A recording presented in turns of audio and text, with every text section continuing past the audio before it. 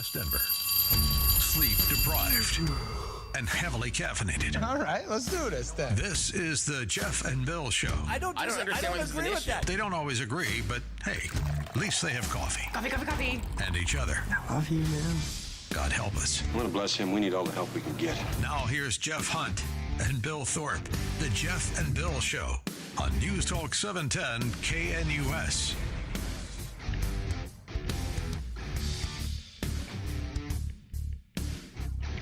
It is 6 a.m. in the Mile High City on this Thursday, April 3rd, 2025. Good morning, Denver, Colorado. You've tuned into the Jeff and Bill Show, News Talk 710 KNUS. I'm your co-host, Jeff Hunt, along with Bill Thorpe, bringing you the freshest insights, hottest takes from the right, left, and center. Is it Liberation Day? Is it the end of global trade? Is it a violation of the Constitution? Is it the biggest tax hike in American history? Boy, oh boy, we've got a lot to talk about because yesterday Donald Trump signing the executive orders with regards to tariffs. Here he is. Nice crowd. What a good-looking group of people. Well, we have some very, very good news today, and a lot of good things are happening for our country. Please sit down. My fellow Americans, this is Liberation Day. Waiting for a long time. April 2nd, 2025 will forever be remembered as the day American industry was reborn, the day America's destiny was reclaimed, and the day that we began to make America wealthy again. We're going to make it wealthy, good and wealthy. Rand Paul responding right away. And yet today we are here before the Senate because one person in our country wishes to raise taxes. Well, this is contrary to everything our country was founded upon. One person is not allowed to raise taxes. The Constitution forbids it. The Constitution was so concerned with the power of taxes, which some have said the power of taxes is the power to destroy. But our founding fathers were so concerned with this that they said, no, the president will not have the power to legislate. The president will not have the power to tax. Only Congress will be able to tax the people, and only by originating tax bills in the House. All right, want to hear from you. Phone lines are open, 303-696-1971, or text us on the Dan Caplis Law text line, 720-819-5115. Is this step one towards greater prosperity for America, or a step towards a recession? Want to hear from you. Phone lines are open. This is going to be an interesting morning and want you to be part of the conversation. But now it's time for Blake Olson. Blake Olson. Blake Olson, news and comment.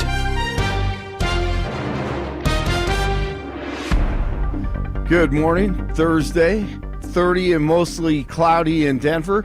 Expecting a high of 41 today. The 7-10 5-day forecast is coming up. Our top story, April showers bring May flowers, and however, probably, maybe snow showers this weekend beginning tonight, so opening day tomorrow. All eyes will be on the forecast. And Denver Mayor Mike Johnston says it's time for people to start coming downtown again. If we allow folks to commit crimes on our streets and sidewalks without consequence, that also does not solve crime. And today we're here to share that those days are over in Denver. All right, crime is a problem. Oh, listen to that. What's going on? Dude's been listening to the Jeff and Bill Show. There you go. Finally getting serious about making an impact. Yeah, right? Because remember we had the woman in a pearls and fur coat and diamond rings theory, which is that if you want to bring Denver back, you got to make it so safe that a woman can freely walk between the Buell Theater and the Brown Palace and grab a nice bite to eat, or the Buell. Or Buell. Boulet. Yeah, that's right.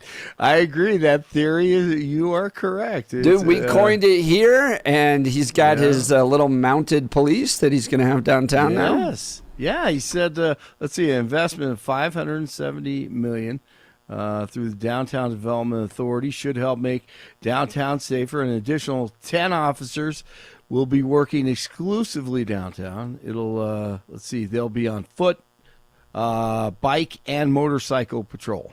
That'll be dedicated just to downtown. That'll include foot patrol, it'll include bike patrol, it'll include motorcycle patrol. In addition, we'll add 3 more shifts of our park rangers, who will be 3 additional shifts a day coming up and through the downtown area as a way to activate and keep that supported.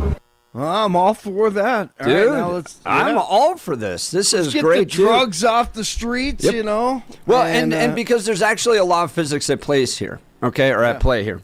And the law of physics is that you cannot, that criminals and families will not operate in the same place. Okay, so if you have enough police and you're tough enough on crime that families feel safe to go downtown and enjoy an afternoon at the 16th Street Mall, well, in order to do that, you can't have any criminals there. But if you're weak on crime and you allow criminals to operate down there, well, then families are just not going to visit. And so it's a law of physics, and it's great to hear Mayor Mike Johnson. That's great audio, Blake, because I hadn't heard that. Is he's prioritizing the safety of the people down there? And look, half of the revenue into the city comes from sales tax. So if people aren't visiting the city, if they're not going to plays and restaurants, then you can't even, Mike Johnston, have your little liberal projects like Housing First. So it kind of benefits everybody to be tough on crime. I'm all for it. Do what's right. It's common sense. Let's go. Let's get it done. Get the gangbangers out and the TDA, and here you go. You can have a city again. But I see homeless people and crap all over the exits in suburbs. You see it in Lakewood. I saw it yesterday in Thornton. I mean, it's just, so something's got to happen, and trying to clean it up, good thing. Hey, give them credit. Rand Paul doesn't like it, but it was Liberation Day on Wednesday. Our country and its taxpayers have been ripped off for more than 50 years, but it is not going to happen anymore. It's not going to happen. And what a glorious day it was. Huge American flags between the columns outside. DJT spoke for an hour on tariffs, and it was a celebration of the American worker and basically what made America great in the 20th century, bringing it back. My fellow Americans, this is Liberation Day, waiting for a long time.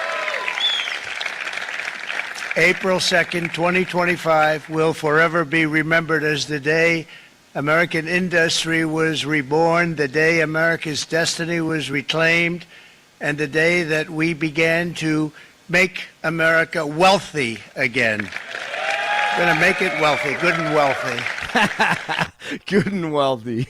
I love that. Brian Panbecker is a retired auto worker. I have watched my entire life, I have watched plant after plant after plant in Detroit and in the Metro Detroit area close. There are now plants sitting idle. There are now plants that are underutilized, and Donald Trump's policies are going to bring product back into those underutilized plants. There's going to be new investment. There's going to be new plants built.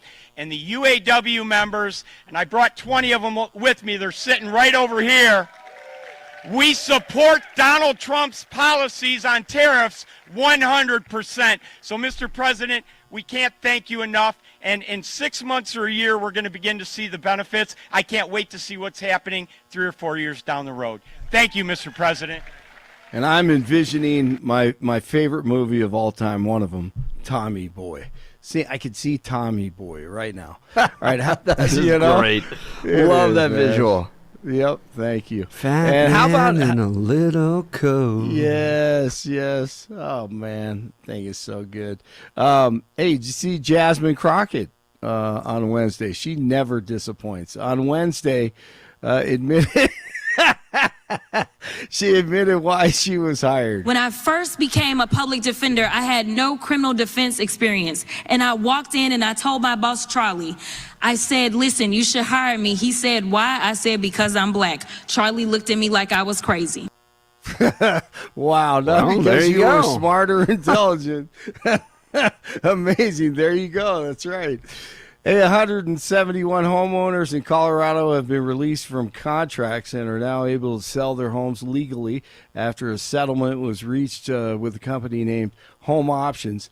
The company would promise a cash payment to allow the real estate company exclusive rights to sell the house in the future. Colorado AG Phil Weiser said it's predatory for a company to offer a paltry amount of money to homeowners in exchange for binding themselves and their heirs to a real estate transaction that might be many decades away. News brought to you by Lair Fireplace and Patio, Denver's premier source for everything fireplace, patio, and grills. Locally owned and operated since 1954. Online at lairfireplacepatio.com. The Spurs over the Nuggets last night, 113-106, a day after Jokic scores 61. The Avs over the Blackhawks, 3-2, the final. 28 in Highlands Ranch, 29 in North Glen, 30 in Denver. Jeff and Billy continue. Holy Toledo. Blake Olson, News Talk 710 KNUS. Cool, unsettled, and occasionally damp here along the Front Range through Saturday as an area of low pressure will hang overhead between now and the start of the weekend. Mostly cloudy, highs upper 40s, a few showers today, a few snow showers, 20s and low 30s tonight. Areas of wet snow Thursday into Thursday night, rain and snow showers Friday night into Saturday, and cool with highs only 30s and low 40s. Weather sponsored by Colorado's Best Roofing, reminding you to protect your home from the harsh Colorado weather and schedule your free, no-obligation roof inspection today at roofingcolorado.com. That's roofingcolorado.com. Meteorologist Don Day in the 710 KNUS Weather Center.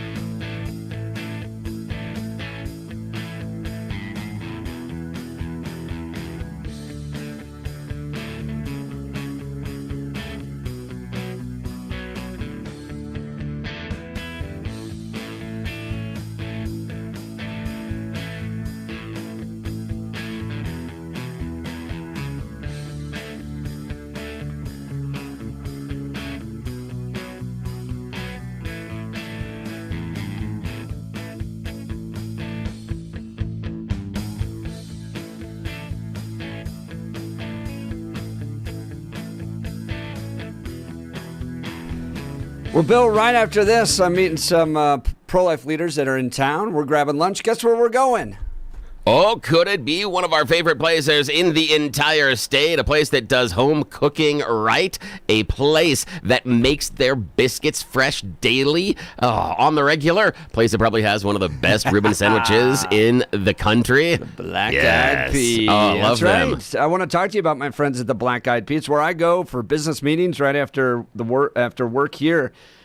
Locally owned and operated by Steve and Michelle. I love this restaurant. It's home-style cooking worth going out for. With 8 locations, there's sure to be one near you. When's the last time you took the family to eat at the Black Eyed Pea? Everything is made from scratch. Roasted turkey breast dinner, mom's meatloaf, grilled salmon. How about homemade soups, great salads, delicious mashed potatoes. They've got daily specials. They've got senior discounts. And every once in a while, since I tend not to have a big appetite, let me order from the senior menu.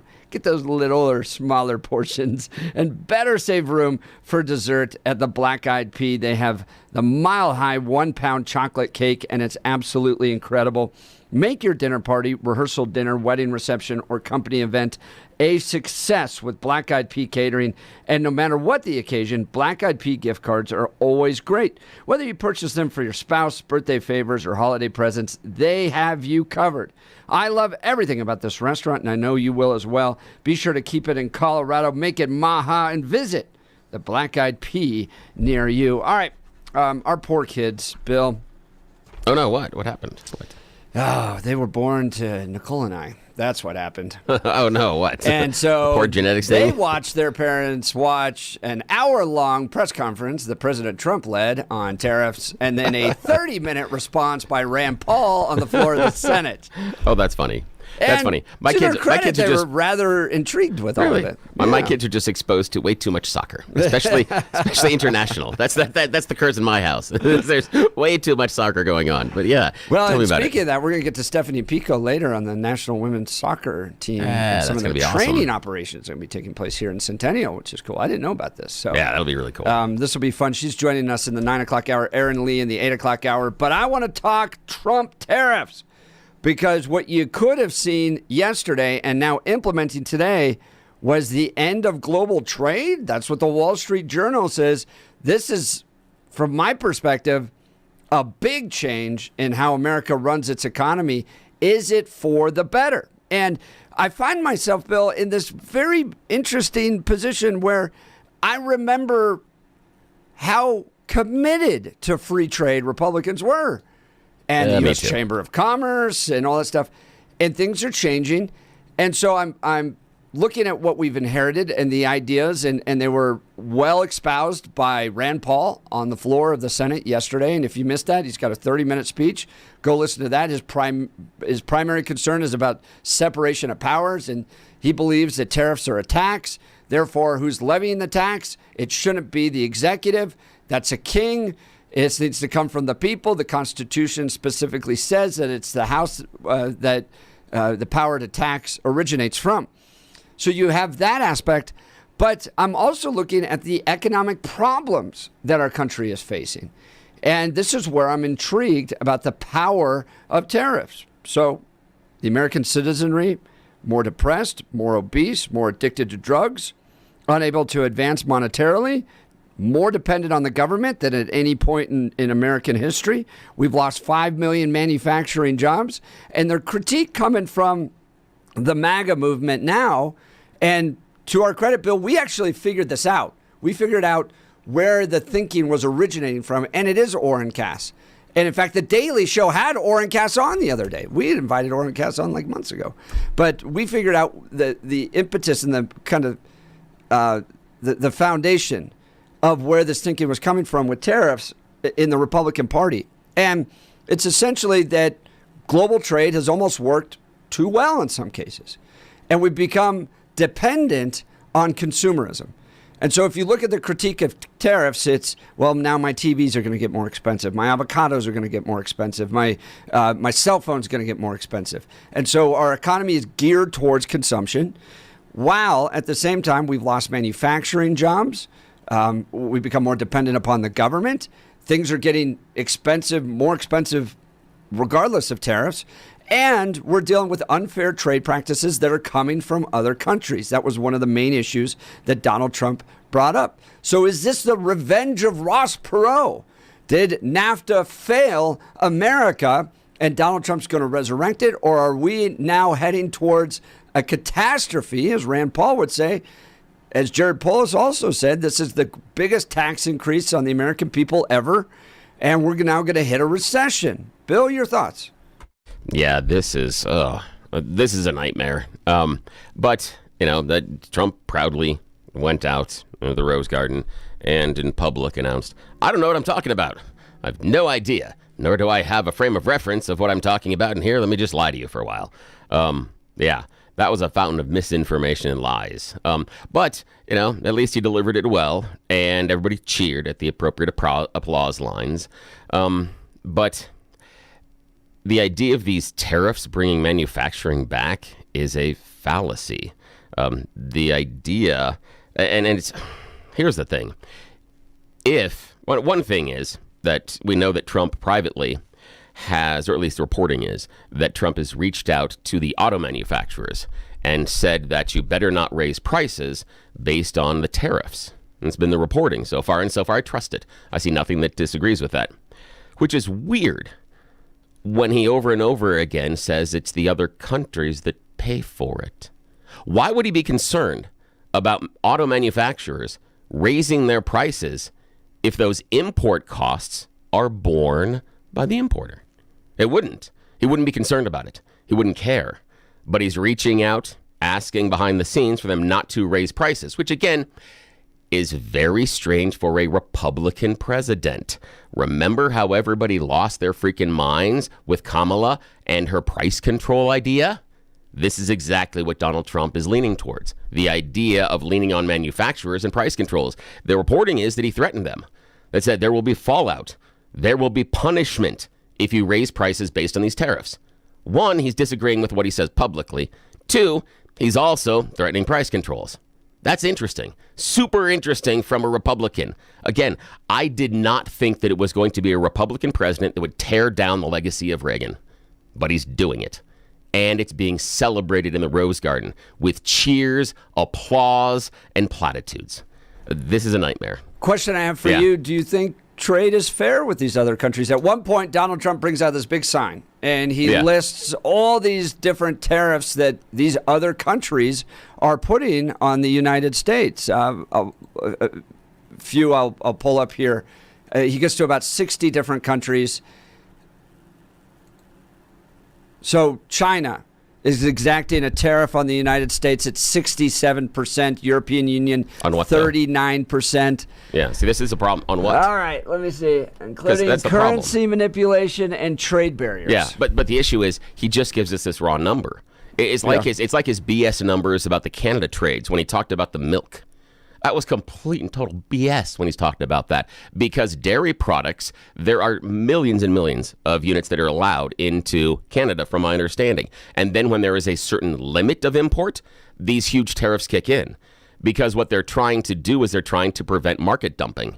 They understand there's a competitive advantage to having American dairy in their market because it creates competition, but having American dairy pour into the market so that it becomes an economic disadvantage for their farmers, they're not in favor of, and so they have a threshold, but so they it's import not free it. trade. No, but the idea is, here's the idea though, but we don't really have pure free trade anywhere. However, it's closer than it has been in a long time. And tariffs do have a role, and we impact tariffs, and we put tariffs on a whole bunch of other imports as well. Yeah. Yes, that's fine. But this is something on a whole nother level that is, it's so wide, so deep, so broad. This is likely to create economic slowdown. JP Morgan, just in the last 24 hours, announced how this is pushing us and teetering towards the edge of a recession. If Trump follows through on this level of tariffs and keeps them implemented for long term, and long term just being several months, they're talking about getting us into recession, and that's 2 quarters of negative GDP growth. So that'd be about 6 months. So you look at this list, and it's everything from China to India, Thailand, Switzerland, Indonesia, Ecuador. I mean, do you not believe the president? Do you not think that there are tariffs being charged to the United States in these countries? I never said that, and I acknowledged that a minute ago, that the tariffs are being charged. Okay. Yeah, but again, those tariffs are being paid by the importer. So the U.S. isn't cutting a check. It does create a disadvantage in some areas for our goods that are going across, but we also have tariffs on a whole bunch of goods that are already coming into America. Before he made this giant Liberation Day announcement yesterday, there were tariffs, a huge list of tariffs. If you go through our tariff import list, it is the size of several phone books. It is enormous. So you're not against tariffs? No. I've always, and even before the election, I've said siloed strategies can be very effective, and they do have their place. But this universal idea of tariffs that Trump operates off of is bupkis. It is economically and financially stupid. And he didn't come out yesterday and show us a long list of the tariffs that we charge. He didn't, did he? No. And he also didn't break down the tariffs or why. And when he does break down the tariffs, and my example I go back to is how he talks about chicken, and he talks about agricultural imports and dairy imports in Canada, he misrepresents them. As a whole, he misrepresents how they are imported. Not only that, but he had the history wrong yesterday in the Rose Garden. He came out there, and I just... it hurt my head. Anybody, and this isn't something that you have to be big into economics. You just had to have watched Ferris Bueller's Day Off, and you could have known this. But he went 180 degrees away from what actual history says, which is great because Ben Stein, you remember Ben Stein got famous because of the one scene in Ferris Bueller's Day Off? About the Laffer curve. Yeah, he talks about what happened. Smoot-Hawley tariffs. Why did we get pushed into the Depression? What pushed us harder into the Depression? Smoot-Hawley Tariff Act. That's the line there is Bueller. Bueller, anyone? So That's why. You're saying tariffs put us into the depression, but that tariffs are okay in some silos? Help me understand this. Yeah. The example would be exactly Canada. Canada it's a decent approach as based on, again, we go back to our dairy. They allow a certain level of agricultural imports with the dairy from the U.S. When it gets to a point in which it starts to teeter on market saturation, and they've determined this based on their own manufacturing, they then put a huge import tariff on that, meaning that it costs Canadians a ton of money to import our dairy beyond a certain level. That makes sense because the early imports create competition. And then when we get to market saturation, it becomes a deficit for the Canadian farmer, the tariffs kick in. That's a reasonable siloed tariff. But he's not doing that here, is he? No. I disagree with that. I mean, it's 10% across, but I feel like I'm hearing multiple things being said at the same time. One from what you would typically go from the Reagan Republicans, that global trade, free trade is fantastic for America, and we need to embrace that with the most limited amount of tariffs possible. But then at the same time, well, tariffs do work, and we understand why some countries do it, because at a certain point, you're just dumping a lot of product in here. And a lot of the critiques are that countries like China have been unfairly adjusting their steel prices by the government essentially backing the steel companies there. So we're not engaging in free trade on the international level. And my question has always been, okay, well, if China is subsidizing their steel industry and steel companies in America can't compete with those prices, well, what do you do then? What do you do with China and their steel practices? Well, the last time when Trump was in office, he put tariffs on Chinese steel. And it ended up costing manufacturers billions of dollars. He would say the exact opposite, actually. I know, but he says a lot of stuff that's not true. So he can say a lot of things, doesn't make it true. The facts show that Trump's steel tariffs so what do you do? Let's go back to the original question. Yeah. The Chinese government is subsidizing its steel industry, pushing its steel out at cheaper levels to where the United States steel manufacturers can't compete. What do you do? Yeah. You do exactly what Canada's doing. You bring in a certain amount and then you tariff it beyond that. Because there is going to be some that we need. The other thing that you do is this. But hang on. We're back to tariffs. Wait, hang on a sec. So you just don't like the level of tariffs? Yeah. I've been incredibly consistent on that. Yes. Okay. Yes. So some tariffs are okay, not these tariffs. Not these broad general tariffs. There are some ways to do it. The other thing to do would be this. The other thing you could possibly do is increase your trade relationships with, let me see here. It's right on the tip of my tongue. Oh, yeah, Canada. Canada is one of our largest providers of aluminum and steel. Yet we're tariffing them. How does that help the U.S. steel industry? Let me finish the statement. I was just right there. So we are getting the aluminum and steel that comes in from Canada. Again, you started with the idea of China. That's what, because now you've switched the goalpost. Well, no. The goal was, how do you help the U.S. steel industry? That's always been the goal. No, you started with, what do you do with China based on the steel dumping? Okay. I'm getting to that because now you've switched to the American steel manufacturers. That's always been different. About that. That's different than your question about China. That's different. No, that was always part. Yes, no, I don't just care about China by itself. It has to do with, we want to improve manufacturing here in the United States. We've killed manufacturing here in the United States. Okay? With these global steel trade manufacturing policies. is not coming back to the United States on the same level. It's just simply not. It's economically not going to happen. That type of thinking needs to be challenged.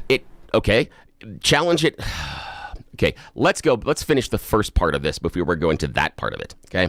First of all, what you do as far as China, one, you can allow some of it in, but then you put import tariffs on it at a certain level beyond that. But then you get larger relationships with someone like Canada, because when they import, then what you do is you use their steel and aluminum rather than the Chinese steel and aluminum. That's the issue. This is not about bilateral trade. I don't want to use Canada's steel. This is not about bilateral American trade. Steel. This is not about bilateral trade. This is about global trade. Yes. Well, here's the thing, though, that you may want to use American steel, but it will mean a significant increase in the price of your car, a significant increase in everything else that uses metal as far as manufacturing. So is that what you're looking for? Because here's why I question this. So are you okay with paying the higher prices? And it could be significantly higher. And I think so you're okay with that. I think Trump acknowledges that. So you're okay with that? Okay. I think so. Then I think help the American people are. Okay. Then because we've always done the made in America stuff. Yes. Are they really okay with that? I think that's why they elected him. This isn't like a surprise. Hold on here. Hold on. We got to stop right there.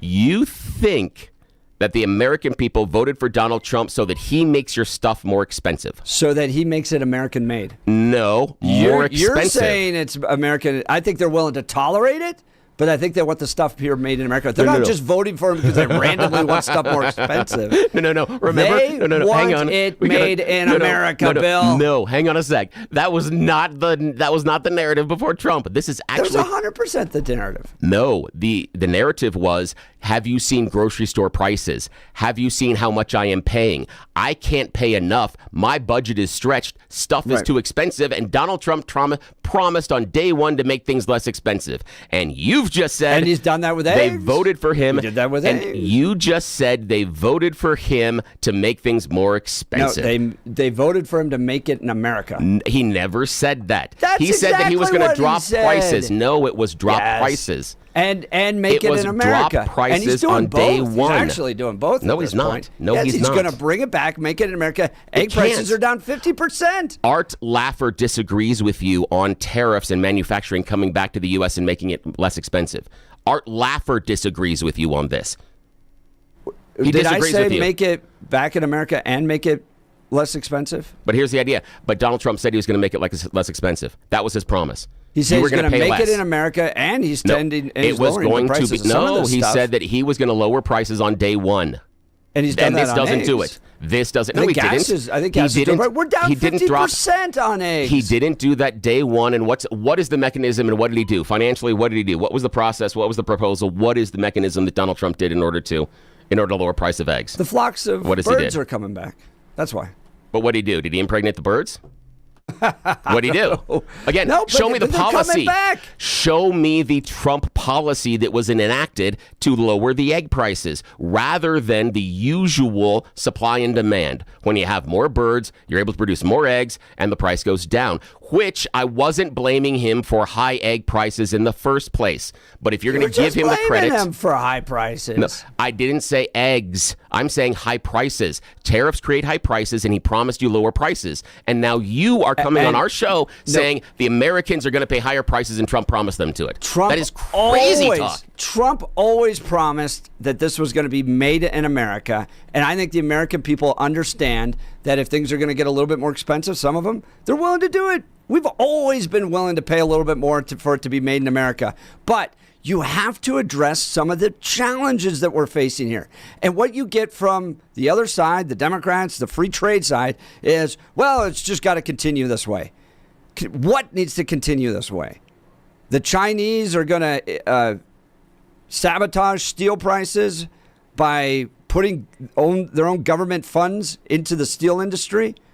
Are we going to continue to watch our society not be able to have economic mobility because there's literally no manufacturing left in America? Is that where we're all going to end up? We just got to continue down this path. I think things are problematic. Donald Trump's working to address them. Give us a call, 303-696-1971, or text us on the Dan Caplis Law text line, 720-819-5115. Is it the end of global trade?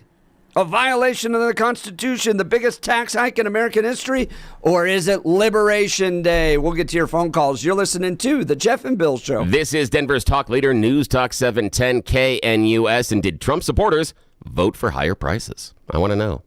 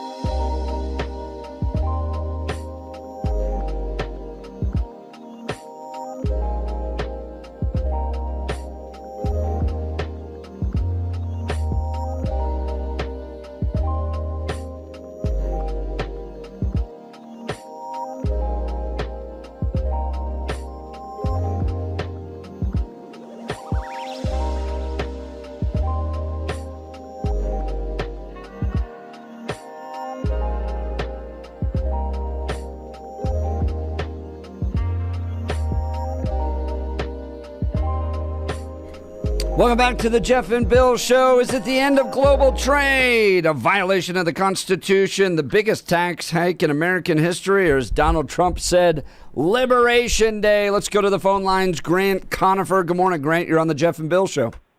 Good morning, guys. How we doing? Good. How are you? Thanks for the call. Not bad. You jumping in on this scenario. I think, this is what is going on in the room with you two guys and everywhere else is exactly what is being missed in the bigger conversation, in that the elephant in the room is not actually in the room. It's out in the living room reading the newspaper, having a glass of wine. Interesting. What's that elephant? That's the Federal Reserve Bank and fractional reserve banking. And when this issue in this country has been coming since World War I, since they made the Federal Reserve Act and fractional reserve banking our source of money. It was hidden under the guise of the Smoot-Hawley tariffs for the Great Depression, when the government made it illegal for its people to own physical gold. The run on the banks, all this stuff was designed around installing a money system that was going to lose value on purpose over time. And we are sitting now at a place to where the tariff scenario is being compared to that Great Depression scenario, when the scenario is that we are using a source of money that has lost 90% of its value since its installation. The tariffs that Trump, I think, is trying to do, and where you've got the idea of him, having the authoritarian cap on the importers for transferring that tax, I think that's the only way that you can ensure that a tariff system works, is so that the the import system does not pass that on to the American consumer until America can rebuild its industry base. But how do you enforce that? How do you, because import taxes are always paid by the importer. Tariffs are always paid by the importer. Right. And I mean, there's so many devils in this details. I don't have a clue what his plan is on this thing. But that's the fundamental principles is that you can't have one and not use that leverage to ensure that this doesn't go exponentially wrong in the other direction. So, that's the problem with Trump. He's the worst communicator in the world. Got no idea Grant, how this is going to... part of what Trump's bringing up here is that we don't have the capacity right now to manufacture the things that our country needs. And that's a national security issue. We rely upon all these other countries. We need to get this part from Vietnam. We need to get this part from Brazil. We need to get this part from China. And when it comes to global supply, global trade, and national defense, we're just too reliant on these other countries. Should America be reliant upon these other countries? Is it good for them to be reliant upon these other countries? Or should we be building this stuff at home? No, we have all the capacity in the world to have anything we need in our system, and I think if we don't make a severe right turn at some level, I think this is what we're facing. So would you consider what he did yesterday, the severe right turn? Everything that's coming is that right turn, and that's it's going to be interesting to see. I think. But what's coming, Brent? In your opinion, what is coming? Are you assuming that manufacturing is coming back to the U.S.? Is that your assumption based on these tariffs? I mean, that is the direction of the tariffs. So I think that is. But will that be accomplished? I don't know, and this takes the American ingenuity and will, honestly, to make this thing happen. We've become such a sloppy society that we want it spoon fed to us. And that is why we are in this position. I don't honestly know if the certain generations of what's coming up actually wants to make a real grind and turn something around for their existence and their children's existence. The problem I've got with that is the idea that we were sold lower prices by Trump. That was the majority of his message. Immigration, lower prices. Immigration, lower prices. And this will increase prices. Thank you so much for the call. And the fact that you don't know if this is going to be manufacturing, if it's going to bring manufacturing back, tells me that maybe we don't take the risk. Maybe we don't, because if we go through all of this, the prices raise and manufacturing doesn't come back, then we've given ourselves a national sales tax and we don't get what Trump's promised. So the fact that you don't know worries me. Well, just because they can't tell the future, doesn't mean that I don't think we should fully embrace this. Yeah. But let's go to Jim in Denver. Good morning, Jim. You're on the Jeff and Bill Show. Hey, good morning, guys. Our manufacturing base was kicked out of this country after we defaulted in the 70s and 80s. And the 1986 Plaza Accord financial currency revaluation with our partners guaranteed this. And it shut down the rest of the manufacturing from base materials onto finished materials. And we are completely reliant on the rest of the world. And it's not coming back unless this nation decides that they want to stop subsidizing the financial industry and start resubsidizing the productive industry. But there's no way anybody is going to build a plant in this nation unless the government underwrites it, because the financial industry has moved all their future dollars to the cheapest wage, lowest system in the world, where they can dump their trash and their refuse in the nearest river and ocean. Wow. All right, Jim, appreciate the perspective. Guys, phone lines are open. We're going to continue this into the next hour, 303-696-1971, or text us on the Dan Caplis Law text line 720-819-5115. I won't disagree with you. Yesterday was a major change in our economy. Is it for the better Is it for the worse? What do you think? Join the conversation. We got You Choose the News. Coming up, you're listening to The Jeff and Bill Show. This is Denver's talk leader, News Talk 710 KNUS.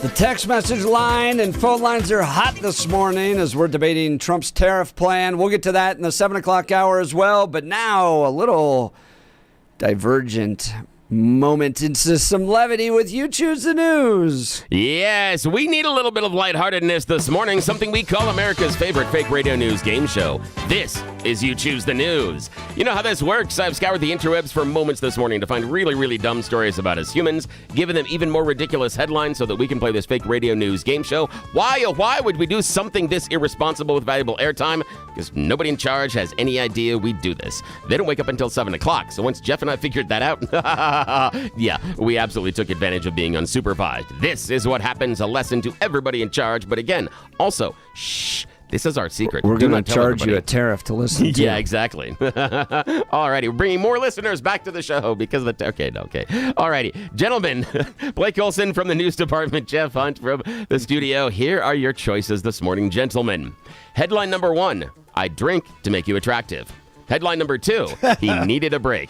Headline number 3, caring about sharing. And headline number 4, plagiarism endorsement. Mr. Hunt. Let's do the plagiarism endorsement. Yes, plagiarism endorsement. Amid ongoing debates surrounding artificial intelligence, an Austrian university has admitted their very first artificial intelligence student.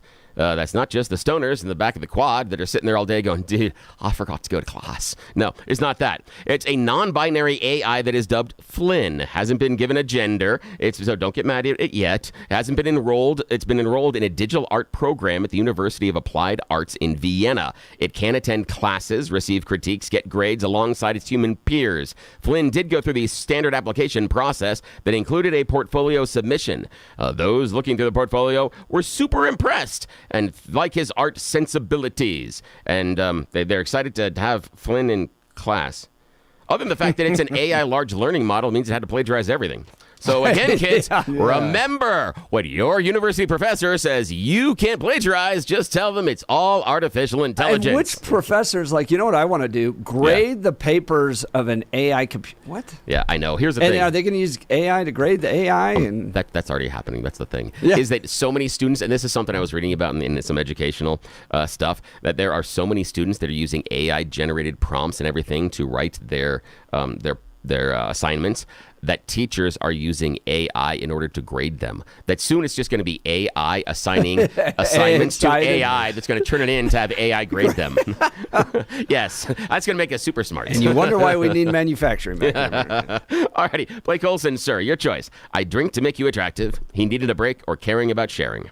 I drink to make you attractive. You're my favorite. Alrighty. This is from the science hippies. Yes, the weirdos in the white lab coats are wanting to know why male fruit flies drink so much alcohol. Well, they think they've discovered it because makes them more sexy to the ladies. Yes. Adding alcohol to male food seems to increase their release of a chemical that attracts females, meaning it leads to higher mating success. In fact, those guys that have never gotten busy before, yes, they've never cashed in their V card, they emit more chemicals than other fruit flies. So there is a biological advantage for the guys that have never gotten some. Boy, could we all have used that in college. Yeah. Now, the researchers, he's so fly. Yes, he is. The researchers in charge say that it suggests that what it does, it gives them a reproductive advantage. The study found that alcohol increased the male's production and release of chemical sex signals called pheromones, made them more attractive to the females. And again, those fruit fly virgins were the ones that benefited the most from this heavy drinking. So yeah, baby. I know, exactly. Alrighty, final choice this morning. Jeff, he needed a break or caring about sharing? Caring about sharing. Yeah, caring about sharing. Here we find ourselves in Minot, North Dakota. The mayor of Minot, North Dakota, has resigned after an investigation into the sharing of a caring video recently. No! Yes, he sent a lewd video to the city attorney by mistake. Now, the video was him having some special alone time. So a one-on-one dance. He was no longer the master of his domain. And it was supposed to be intended for a girlfriend. He accidentally sent it to the city attorney and said, please erase it and don't watch it, which is the first indication you've done something wrong. He has since resigned because he shared about his caring. Yeah. You know what they say, why not, why not? Well, CNN will give him a job. Yes. That's it. That's the end of You Choose the News. Back to you, All right, sir. we'll continue to debate tariffs. You're listening to The Jeff and Bill Show. This is 710 KNUS.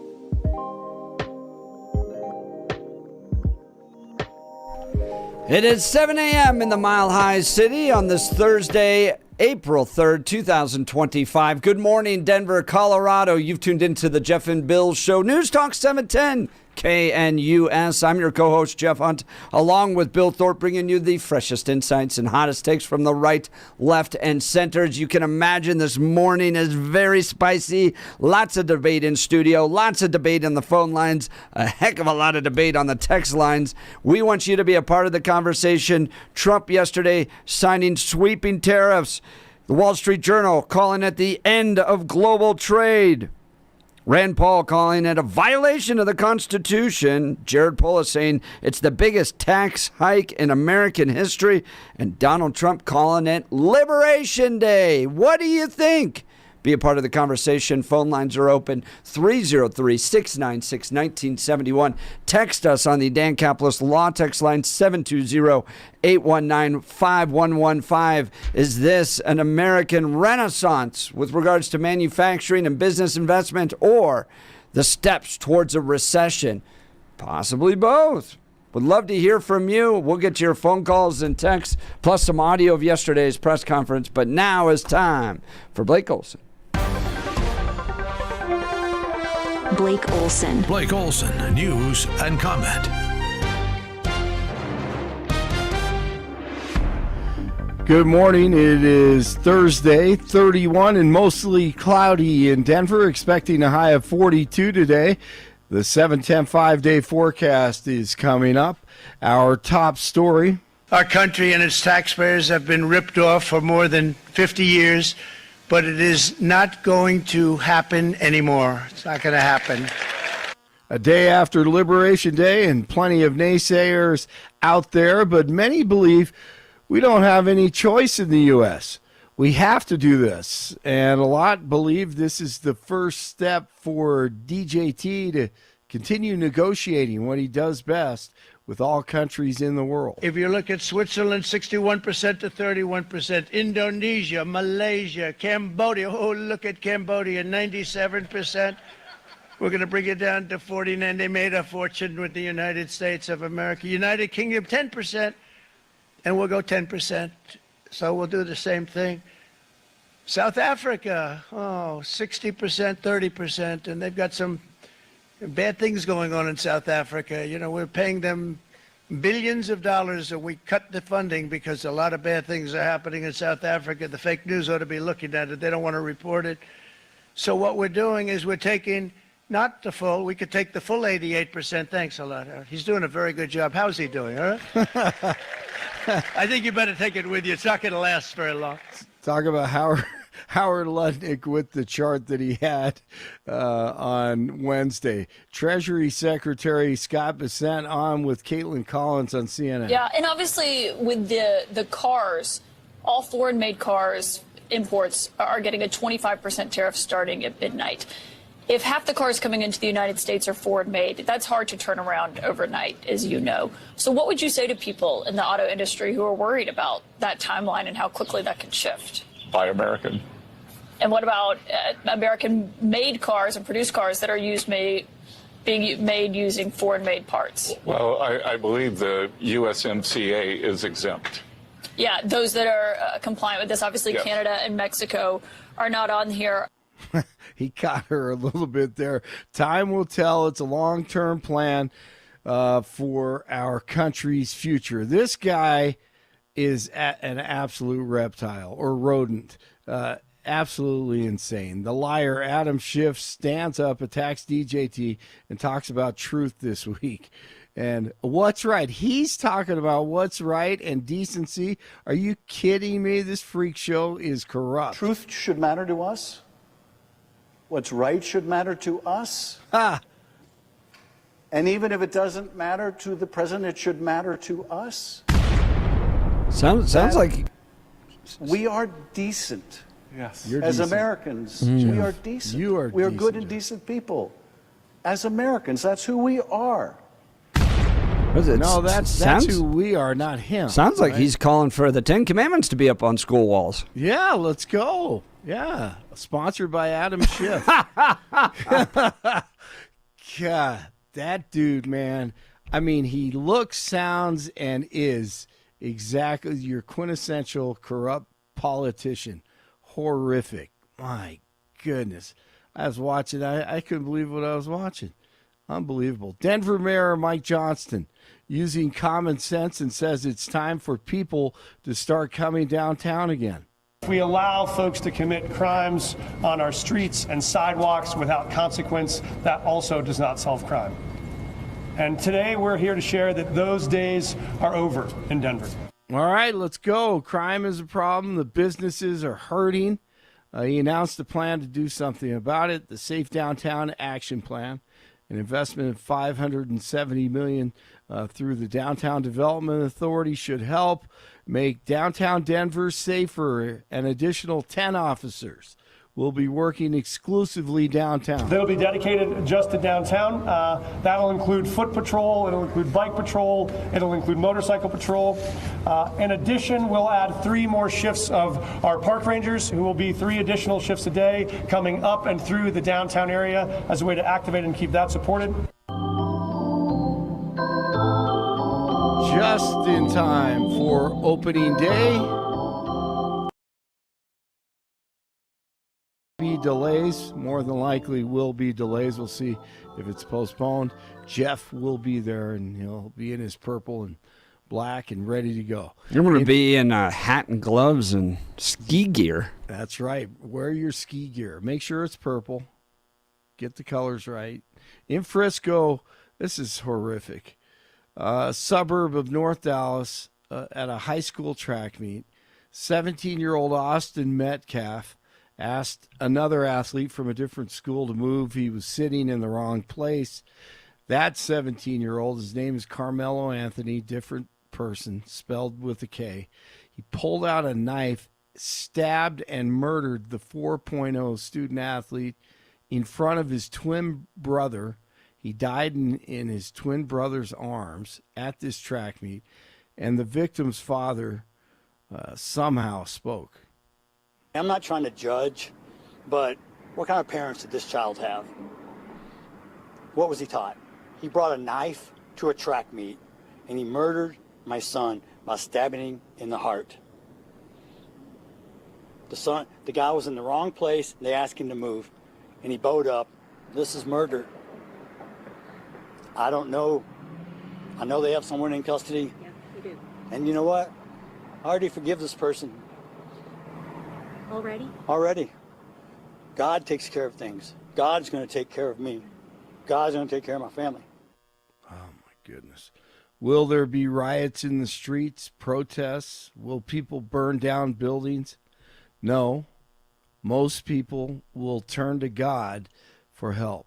Horrible story. Rockies getaway day once again. First pitch tomorrow, opening day. The getaway day is today in Philly, 11:05. First pitch. The Rockies are 1-4. Spurs over the Nuggets last night, 113-106. Day after Jokic scores 61, and the Avs over the Blackhawks 3-2. The final. 28 in Castle Pines, 30 in Erie, 31 in Denver. Jeff and Billy continue. Blake Olson News Talk, 710 KNUS. Cool, unsettled, and occasionally damp here along the Front Range through Saturday as an area of low pressure will hang overhead between now and the start of the weekend. Mostly cloudy, highs upper 40s, a few showers today, a few snow showers, 20s and low 30s tonight. Areas of wet snow Thursday into Thursday night, rain and snow showers Friday night into Saturday, and cool with highs only 30s and low 40s. Weather sponsored by Colorado's Best Roofing, reminding you to protect your home from the harsh Colorado weather and schedule your free, no-obligation roof inspection today at roofingcolorado.com. That's roofingcolorado.com. Meteorologist Don Day in the 710 KNUS Weather Center.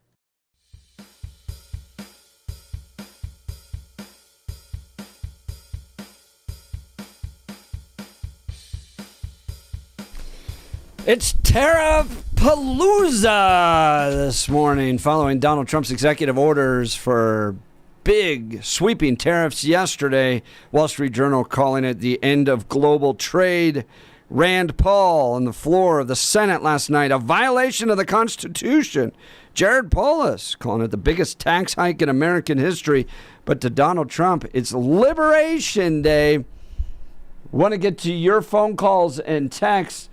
Now, Trump yesterday says, look, this is reciprocal tariffs, and he calls them kind reciprocal tariffs. Common sense reciprocal tariffs, again, reciprocal, back and forth. And I call this kind reciprocal. This is not full reciprocal. This is kind reciprocal.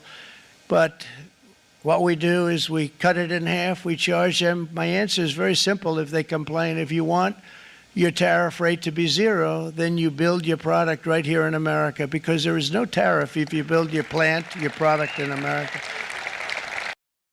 So is he going to bring manufacturing back to America? Has global free trade created some problems and challenges in this country? And are other countries abusing it, like China, by government subsidies into its steel industry, currency manipulation, stealing IP, those types of things? Let's go to the phone lines. Gary in Denver. Good morning, Gary. You're on the Jeff and Bill Show. Morning. Good morning. Jeff, I got a question for you. And you're a nice guy, but do you remember a couple of months ago, you were swearing up and down to Billy and me that other countries pay tariffs. Do you still believe that's the case? Other countries pay tariffs. I think it's more complicated than just saying the end consumer pays tariffs. Do you believe other countries pay the tariffs?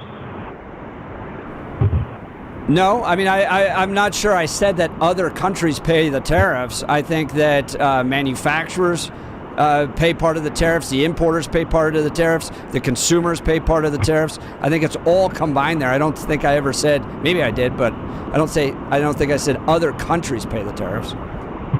Billy, do you believe what he just said? Don't you remember 2 months ago where he was swearing up and down that other countries pay the tariffs? Well, the thing is, I'm not quite as far as you are on it. What he was talking about is Jeff was saying that he thought that the countries would absorb the cost of the tariffs in order to get their access to the U.S. economy. In order to get access to the U.S. consumers, he felt that the importers would be eating the tariff. And there is some precedent for some of that, but however, what it doesn't do, even with the countries eating the tariff, it doesn't make the good or product less expensive, because that they don't just eat the money and not get it back on the end. So the cost of the good you are exporting that is coming into America rises because it has become more expensive for the manufacturer. So even if the manufacturer says, okay, we'll deal with the tariff, etc., the cost still gets baked into the system. It still exists. All right, that's fine.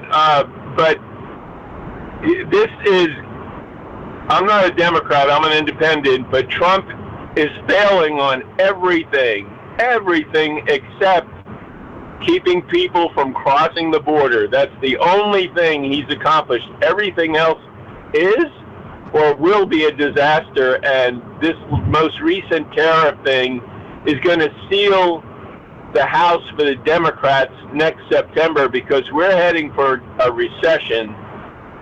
Because I don't know about other people, but the first thing I was thinking about this morning is what I'm not going to buy in the next year, because I will not buy higher priced goods, whether they're manufactured here or in China, and that is going to drive this economy into a recession.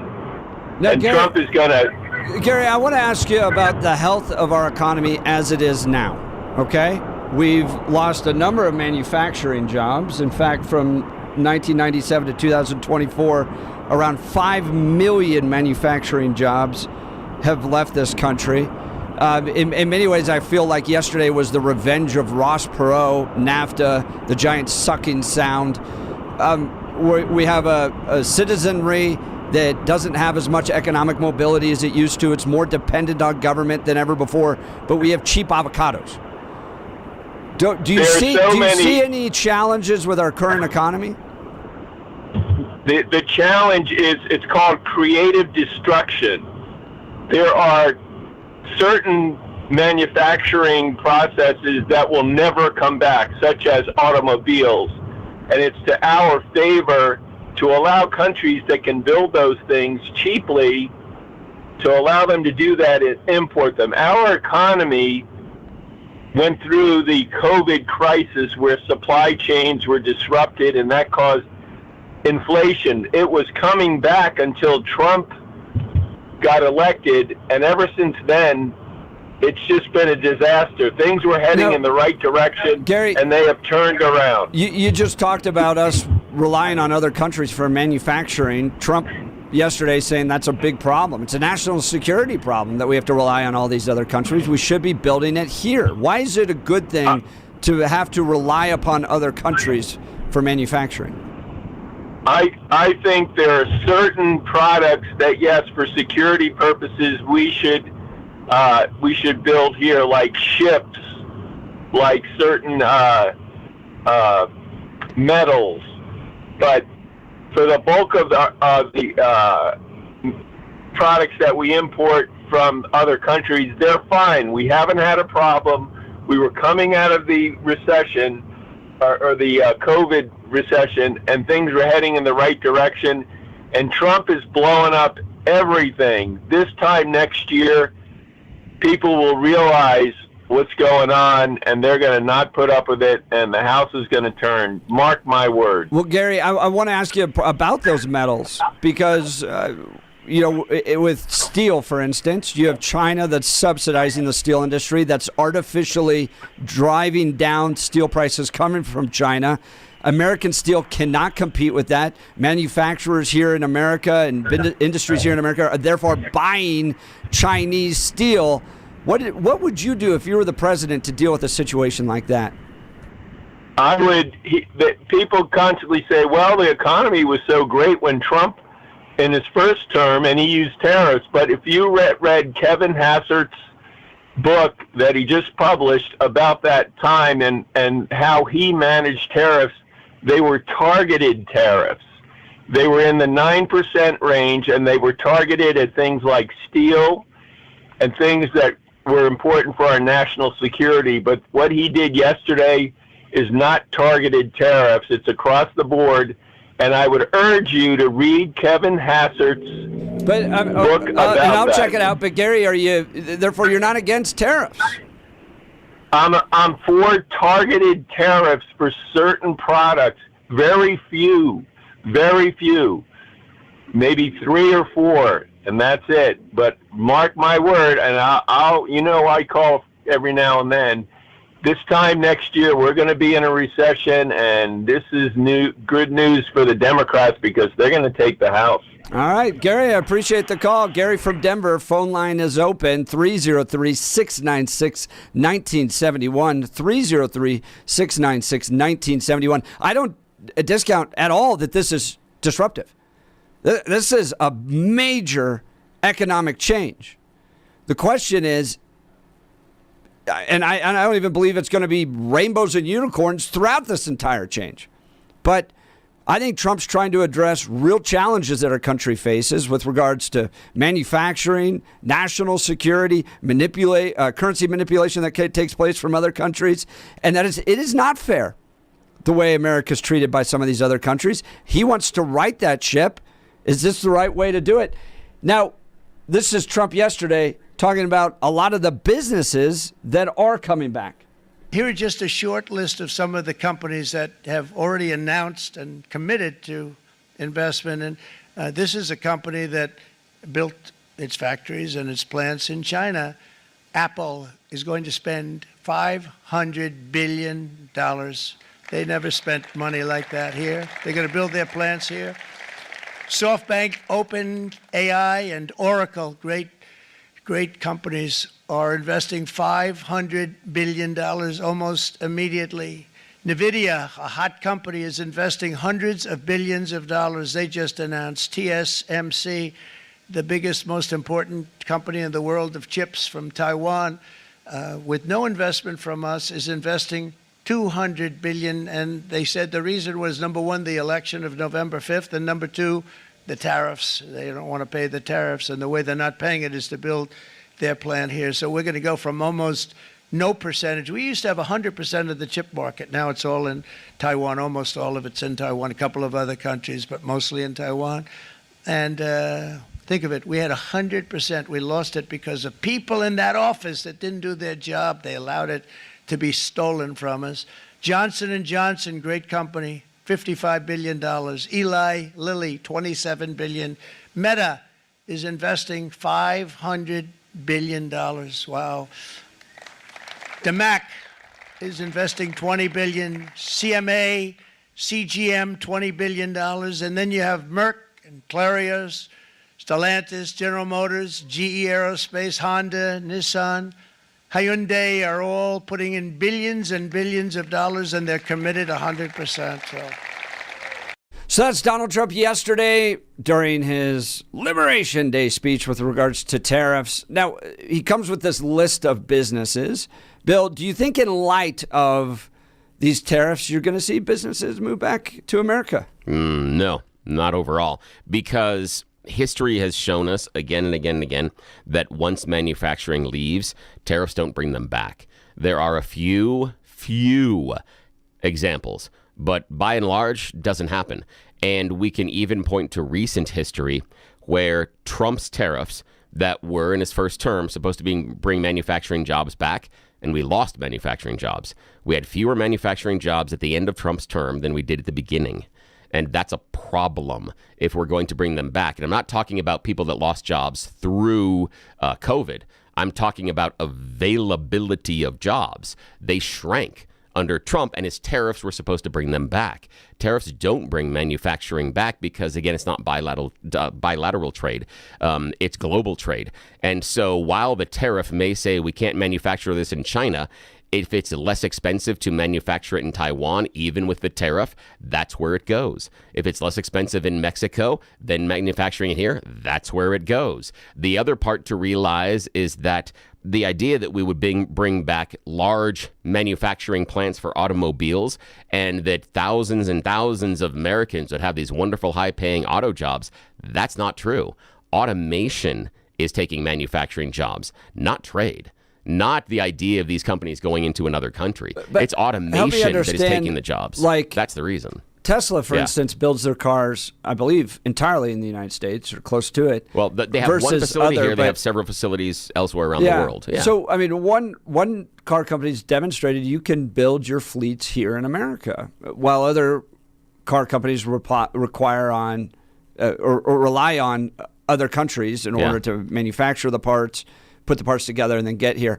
But so why what's wouldn't the this help that happen? So if Tesla, for instance, can do that, wouldn't these types of tariffs encourage other automobile industries to follow in the same path? And then if you're having more manufacturing here, you're having more American jobs here. No, not necessarily.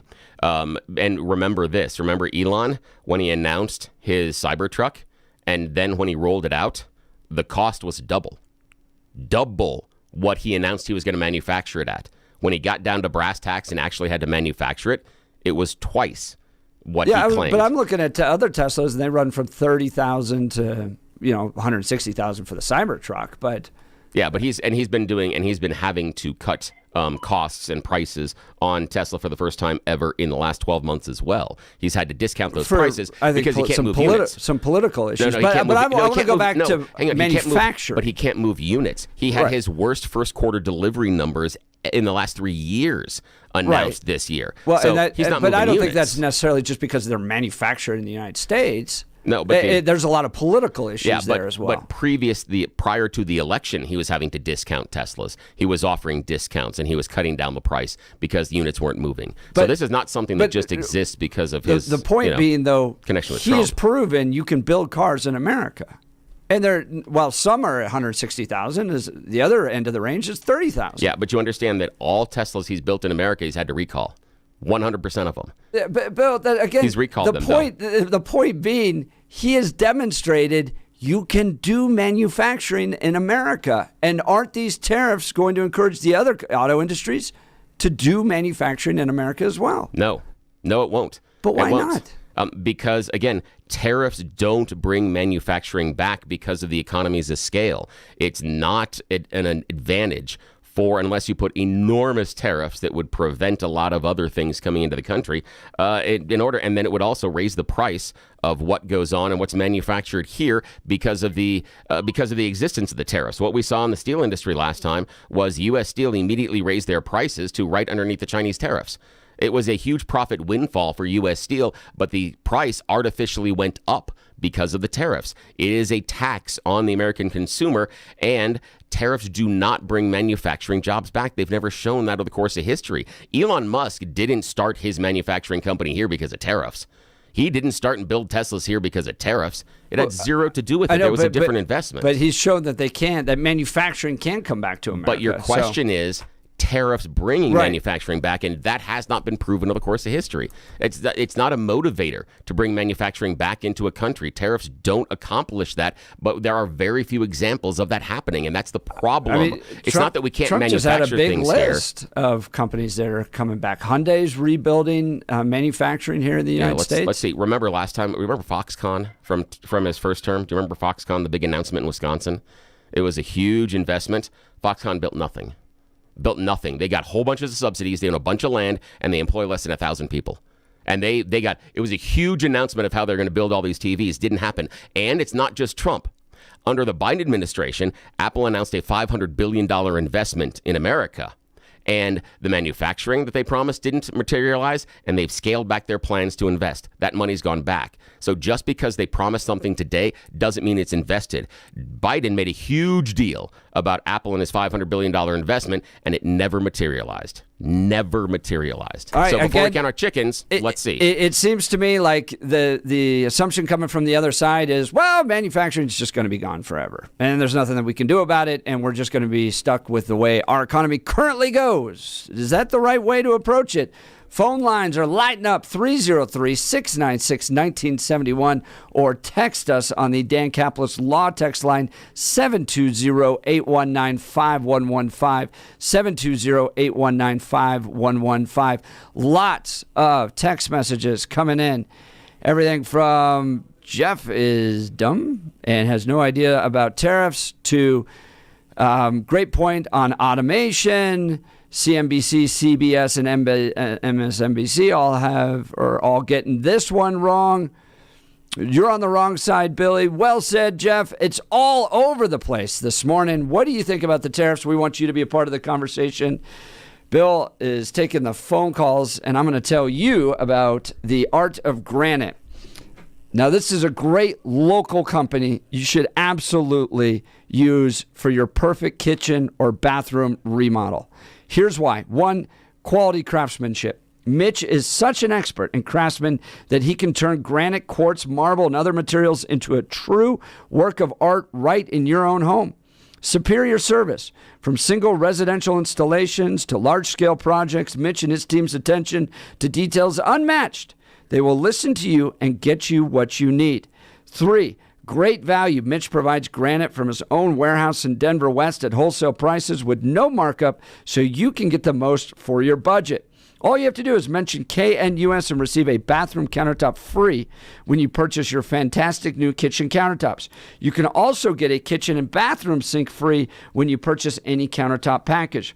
Schedule a consultation today with Mitch and visit his beautiful showroom in Denver West, or call Mitch at 303-386-5919. That's 303-386-5919, or you can visit his website at theartofgranite.com to start dreaming about your new countertops. That's theartofgranite.com. All right, we've got near full phone lines. Yesterday's tariff announcement, Donald Trump calling them a day of liberation. And I don't disagree at all that this is a seismic change in our economy. But are we in a place where we need that change to happen?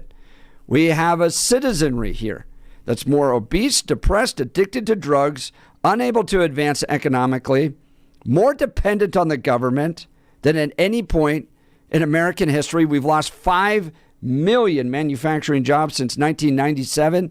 And you have China and other countries manipulating their currency, stealing IP, subsidizing their own industry, so it's not free trade. What needs to be done? If tariffs aren't the right thing to do, if these tariffs are too broad, do you go to targeted tariffs? Some have argued that. Well, then you're arguing that tariffs work in some capacity, but maybe just not this broad. But I think there's real challenges to the American economy. I don't think we're back in Smoot-Hawley times. There's differences between that. But what does need to be done, if not tariffs, to address the global trade challenges we're facing? Phone lines are open, 303-696-1971, or text us at 720-819-5115. We'll get to your phone calls and texts. You're listening to The Jeff and Bill Show. This is Denver's talk leader, News Talk 710 KNUS.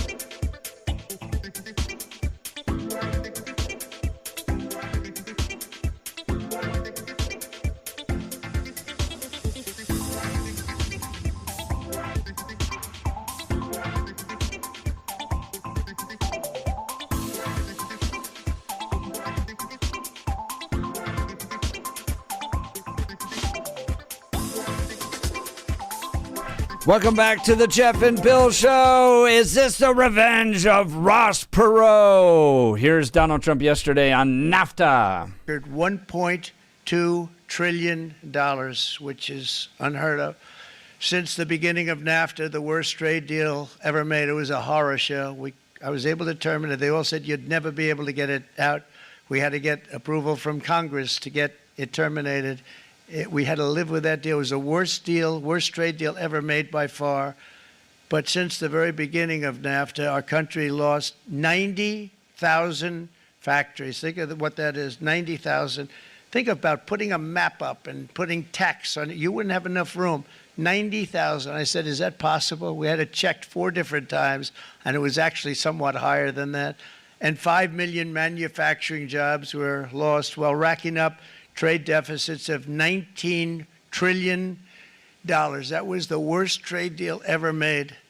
As a result of these gigantic losses, foreign nations now own $26 trillion more of American assets than think of this, than the Americans own of their own foreign assets or other foreign assets. Has free trade been a problem now for America? And do we need to address it? Was yesterday Liberation Day with additional tariffs, or, as the Wall Street Journal says, the end of global trade? Let's go to the phone lines. Raphael, Denver, good morning. You're on the Jeff and Bill Show. Hey, good morning. Good morning, guys. I just have a couple of points to do it. I'm not an expert on building cars, but I assume that why Tesla is able to build cars here in the United States is because it's less moving parts than an internal combustion engine. And also, if you hire somebody over here in the United States to work in an assembly factory, it takes about $30 per hour. On top of that, you add another 30% will be about $45 an hour for Social Security, Medicaid, unemployment, state, federal, all the stuff. $45 per hour. Now, in Mexico, they make $45 a week. So even if they put 500% tariffs, it's still cheaper to build in Mexico. Now, I don't see Ford or GMC bringing their manufacturers over here to the United States because it will take about 3 or 4 years to build the complex and to train the people. By that time, Trump is going to be out, and God knows what's going to happen. So I don't see any of this. So maybe I'm pessimistic, but that's Raphael, the challenge and the guys behind Trump's thinking don't discount what you're saying in the sense of going, yeah, you're exactly right. It's easier to manufacture down there. It's just cheaper down there. Okay. But look what's happened to our society. All right. You basically, if you're not a specialist in being able to become a doctor, a lawyer, that type of thing, a lot of the options out there are like driving for Uber or driving for Amazon. So we have all this cheap material coming into our country that we can manufacture and build, but we don't have the ability to provide manufacturing jobs for people anymore. And so, yes, you can absolutely get a cheap TV. You can absolutely get a cheap TV. But we have a society that's more depressed, more dependent on government, more drug addicted, more obese than at any point in American history. So, yes, the job options for you out there are to drive for Uber or to become maybe a doctor or lawyer, but there's not a lot in between it. Well, the depression and the drug use and abuse, the government has nothing to do with that. That's the family. And we become more addicted to technology. Raphael, disagree. I think it has a lot to do with having a job, having opportunities, economic mobility. People over here have jobs. I mean, I'm in the construction industry. Everybody's working. The only people that don't want to work is the people that don't want to work. But, I mean, there is jobs out there. They just choose not to because sometimes the government, freebies is better for them, I guess. But I don't know. I mean, it's just my opinion. Electric cars require less moving parts. It's easier to build. I assume your only batteries and 4 motors. I mean, more than that. I'm just, assuming that. And that's why you require more people to build an internal combustion engine car than an electric car. Yeah, Raphael, you're right. And the other part is, remember that under Joe Biden's, the Inflation Reduction Act, there are investments for companies to build things like EV batteries and those things here, and those were tax breaks. They weren't tariffs, but they were encouraging bringing manufacturing into the U.S. using tax breaks for those companies, not the punitive ideas of tariffs. And I agree with you that when Jeff is saying that the depression and the obesity, I don't see a correlation or a connection there between that and tariffs. But we can talk about that later.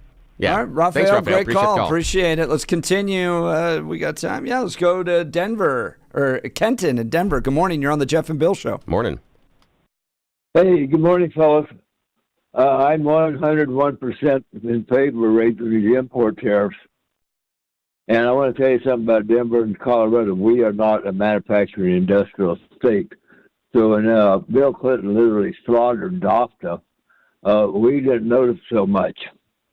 But that was one of the reasons why our standard of living is as high as it was, is because of import tariffs. It protected our unions, it protected our manufacturers, it protected our oil companies. And when they started slaughtering NAFTA, and then Hillary Clinton's been in bed with China along with Joe Biden for God only knows how many years. And that's why our trade deficit is so bad, so big. It has literally destroyed us. You want to remember. I got two things. Questions there for you. First of all, what do you do with Donald Trump and the USMCA? He renegotiated NAFTA, and at the time said it was the greatest trade deal in the history of the world. Was he being truthful at that time? Was he wrong about the trade deal that he renegotiated? Because now he's blowing it up. He's saying everything that was accomplished with USMCA is crap. So where is he correct? Is he correct that USMCA was the greatest trade deal in the history of the world? Or is he correct that it's crap and we need to blow it up and we need to do all these tariffs? In your opinion? No, we need to eliminate this crap. It's elimination. I'm not giving Biden, Bill Clinton is the one who screwed it up. And Bill Clinton went more global trade, but Reagan was very much anti-tariff as well. He made a speech about it in the mid-'80s.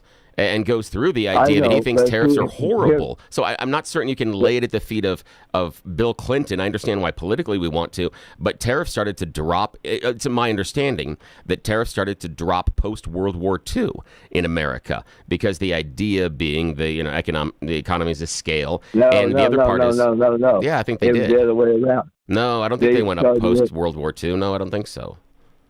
Yes, they went up on their tariffs after World War II, and we're simple Simon farmers from northeastern Colorado. And my dad had told me how we'd priced ourselves out of the world market. And that was a lot of it. And you want to remember, when they passed NAFTA and all this, Detroit had literally square blocks of vacant houses because they lost their automotive industry. And what they're bringing back to America will be these good-paying jobs where people can. I disagree, Kenton. I disagree. That Detroit was already in that situation before NAFTA. I lived. Did you? How old are you?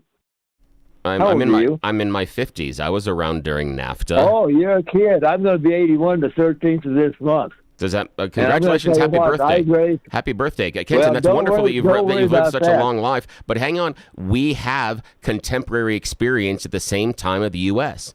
And what you're saying about NAFTA is not correct. I grew up in the 50s and 60s when every major company in America was hired. Every major company in America was hired. And when they started screwing up our import tariffs, that's when we lost jobs. That's when college students started working at Starbucks. Kenton, I appreciate the call. Kenton from Denver, 303-696-1971. We got an open line there. We'll continue the debate between...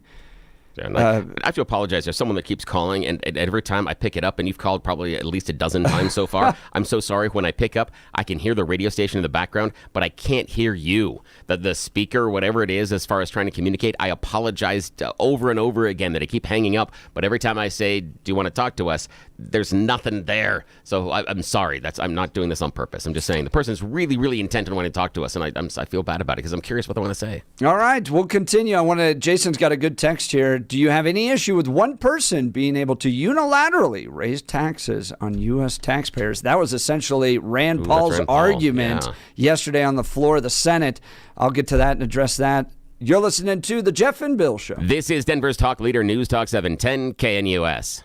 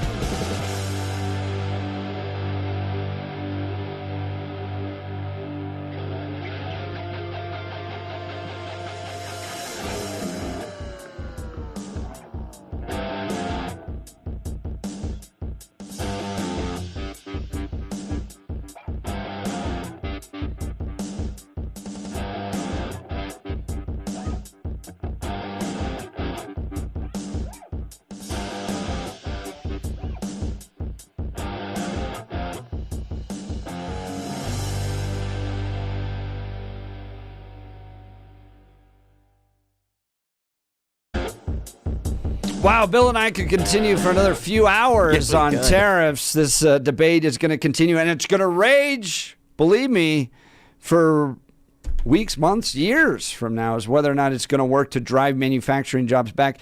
But the big debate in the Hunt House, because we respect Rand Paul so much, was his floor speech yesterday challenging whether or not the president has the constitutional authority to implement taxes. Now, if you believe tariff is a tax, then yes, Jared Polis believes that as well.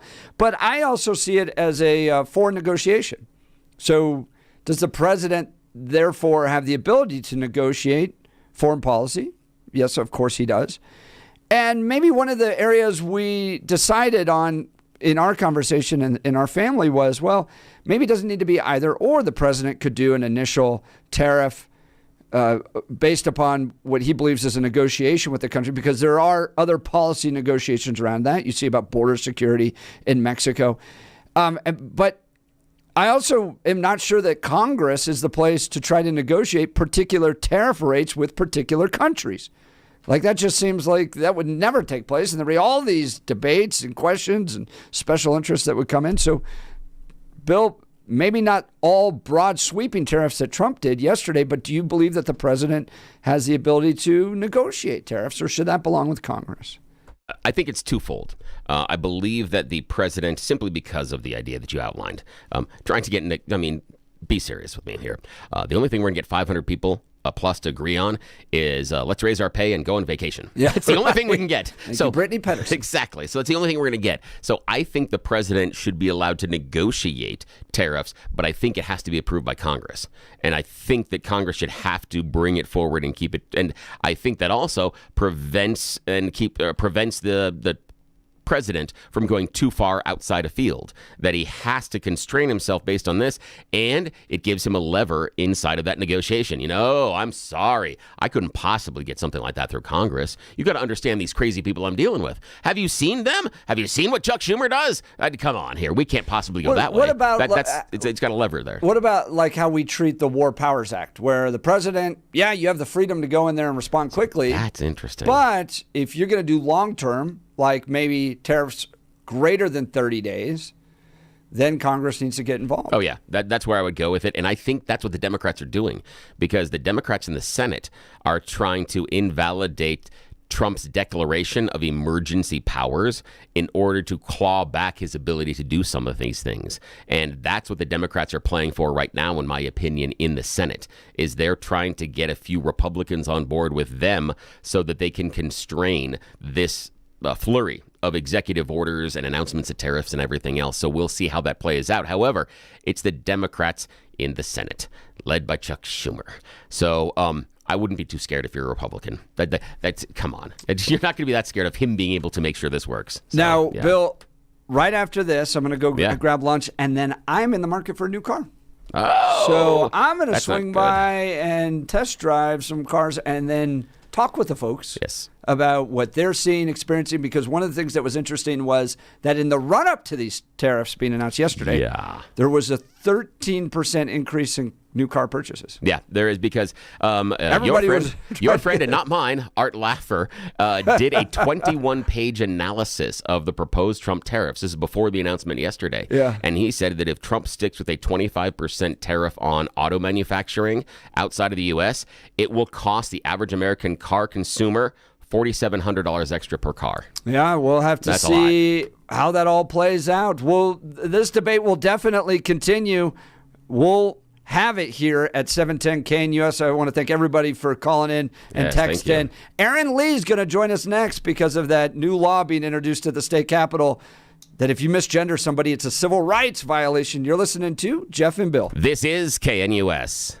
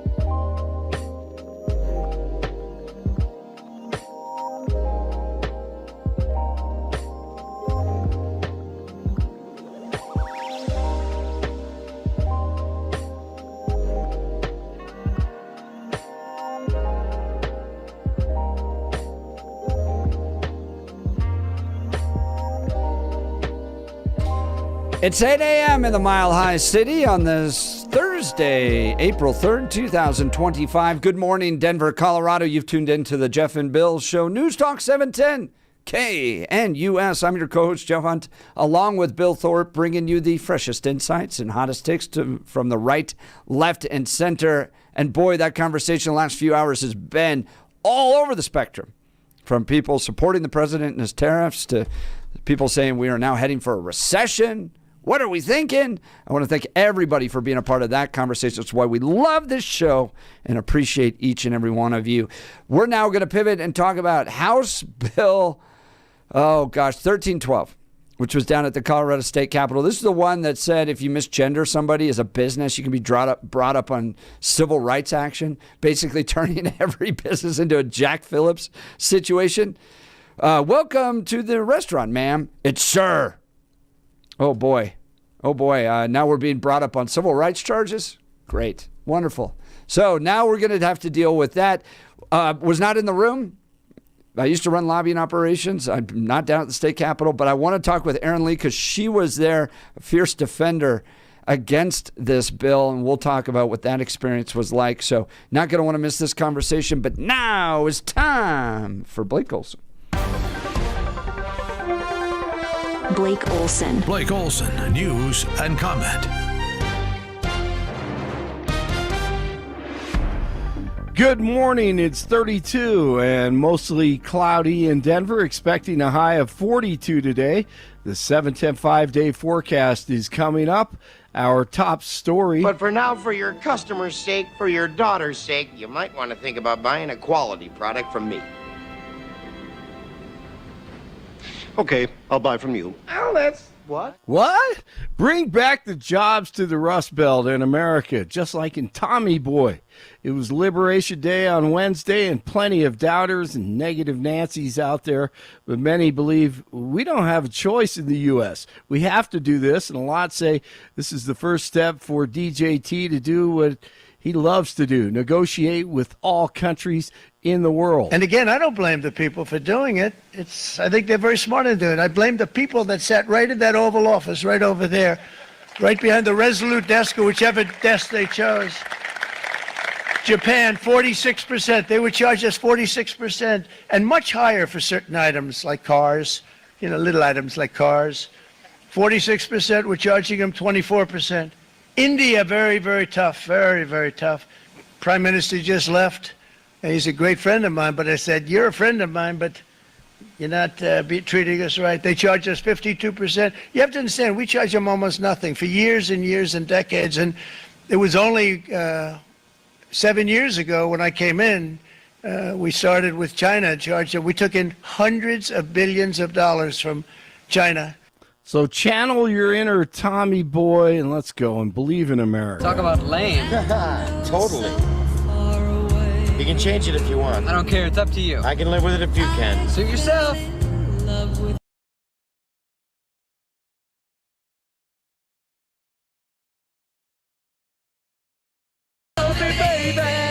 Our country and its taxpayers have been ripped off for more than 50 years, but it is not going to happen anymore. It's not going to happen.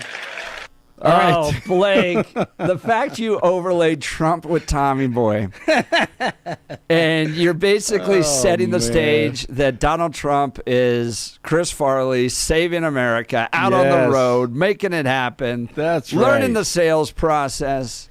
I love you, man. That is so good. I love you too, man. So good. I grew up in a time when one of the best movies Billy remembers is All the Right Moves, Tom Cruise. Right? Oh yeah. And man, that was Western PA and all the factories and steel mills, and it was starting to decline. But even back then, man, all the families worked there. They played football on Friday nights. That's what that movie was all about. We got to bring that back, man, somehow, some way. So I think it's worth a shot, And I'm going to watch that movie like 100 times today. I think, if I can. Now, Bill, there's quite the admirer in the text messages.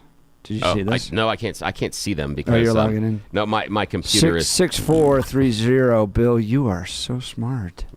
I learned so much from you. Thank you. And I wondered if this was maybe someone joking, but they were right. I've gone above. Bill, you are so smart. Heart emoji. Oh, actually, that's. I'm with you, Bill, all the way. Thank you so much. It's I appreciate that. Tell Mom I'll call her later today. I appreciate that, Mom. It's wonderful that you listen every day. And I thank you so much, and I will text you. Sounds a little different than motherly love. I don't know. I can't see it. Quite the admirer there. I'm trying to figure out. My machine has not done anything productive for about an hour, which kind of is the same thing with me. So I'm feeling the same thing here. So I'm trying to get my machine up and running. So I can't see anything right now. I can't see a thing. I want to see. I just love the fact after 2 hours of fierce debate, we are now talking Tommy Boy. Oh, yeah, absolutely. And Bill's secret admirer on the text messages. That's right. I love it, man. That makes this show better and different than anything else on the planet. Just don't misgender, okay? Yeah. Tariffs are going to make America better again. No, tariffs are going to destroy America. Tommy Boy. Just like we were talking about what was going on yesterday. We're like, was Cory Booker wearing diapers? Yeah. That's just one of those things. That's all I heard yesterday after we were done. Yes. I mean, everybody was talking about that. And what kind of diapers. And man, I learned more about diapers than I ever have. And it's stupid because I'm watching old reruns and I'm not in the demographic. So I have a large knowledge of adult diapers that I really should not possess at my age. But it is my fault. It's so true. I want to know that conversation that happened with Cory Booker and his staff yesterday. Because somebody, not the senator, Oh, yeah. Went he didn't out go do and it himself. bought them. Yeah, no. Yeah. He was not himself because if it's him buying the diapers, the person behind the counter is going to tell everybody, guess who was buying diapers? Could you imagine that intern just being texting their mom, I don't know if this was the right decision. Yeah, do you remember, Mom, when we paid hundreds of $1,000s for school and this is how it's paid off? Right. Yeah. Glad I got into that Ivy League college. To buy diapers for the U.S. Senator. Yes, so he can and stand. It's not Mitch McConnell. Yes, so he can stand in the well and pee his pants and not show anything. That's why I'm doing this for the country. Yeah, that's great. It's crazy, man. Hey, New York Mayor Eric Adams, he was not wearing diapers when he did this, I don't think. But an interesting endorsement. He knows what political weaponization looks like from his own party, the Democrats. Recommends a book on Wednesday. And New Yorkers stop me all the time in trying to find the rationale behind this. And I found it in this book. I'm going to encourage every New Yorker to read it. Yeah, new FBI Director Kash Patel, his book, Government Gangsters. Speaking of mayors, Denver Mayor Mike Johnston using common sense and says it's time for people to start coming down to downtown Denver again. We agree. If we allow folks to commit crimes on our streets and sidewalks without consequence, that also does not solve crime. And today we're here to share that those days are over in Denver. All right, love it. My favorite is when, and I do want to thank Mayor Mike Johnston for this, but I love when Democrats hold a big press conference. And make this big announcement that's just common sense for the rest of the people. Right. Ladies and gentlemen, I'm announcing today a big new initiative to not have my fellow citizens mugged. Okay. Glad you finally got there, Mayor Mikey. I'm going to call it the Anti-Mugging Project. Oh, man, I love it. So there will be more police officers downtown. They'll be dedicated just to downtown. That'll include foot patrol. It'll include bike patrol. It'll include motorcycle patrol. In addition, we'll add 3 more shifts of our park rangers, who will be 3 additional shifts a day coming up and through the downtown area as a way to activate and keep that supported.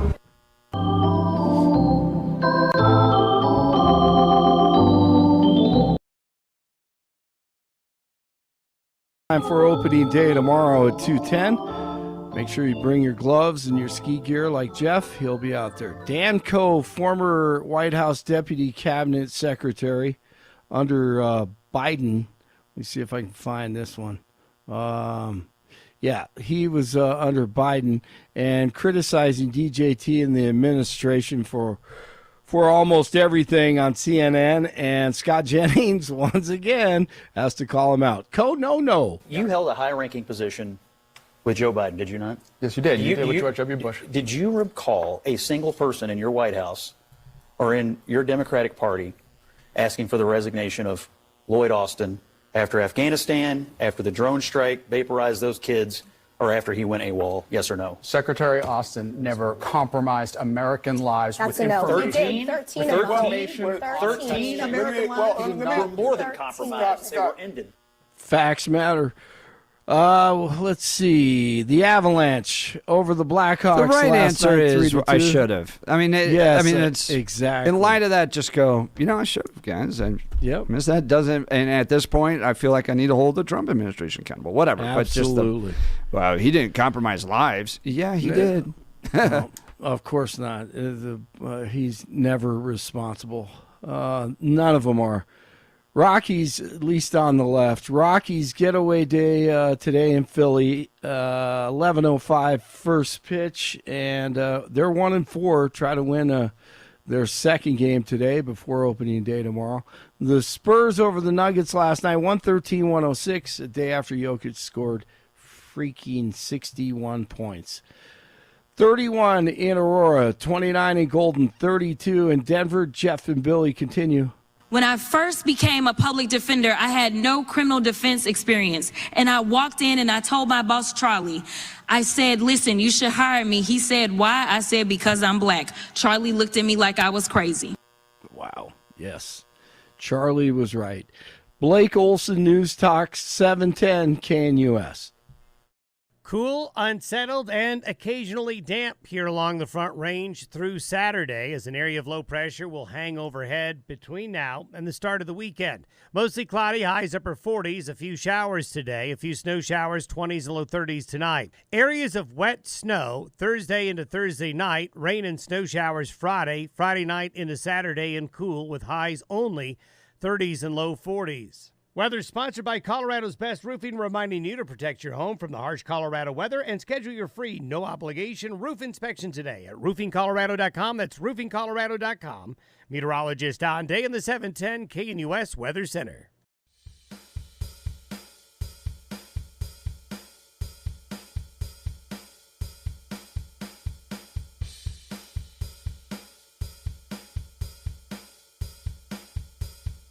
We're going to talk to Aaron Lee here in a second. I want to talk to you about my good friend, Dan Caplis with Dan Caplis Law. I've known Dan for well over a decade. Pro-life, pro-family, pro-faith, pro-America. He's right there with us on the values.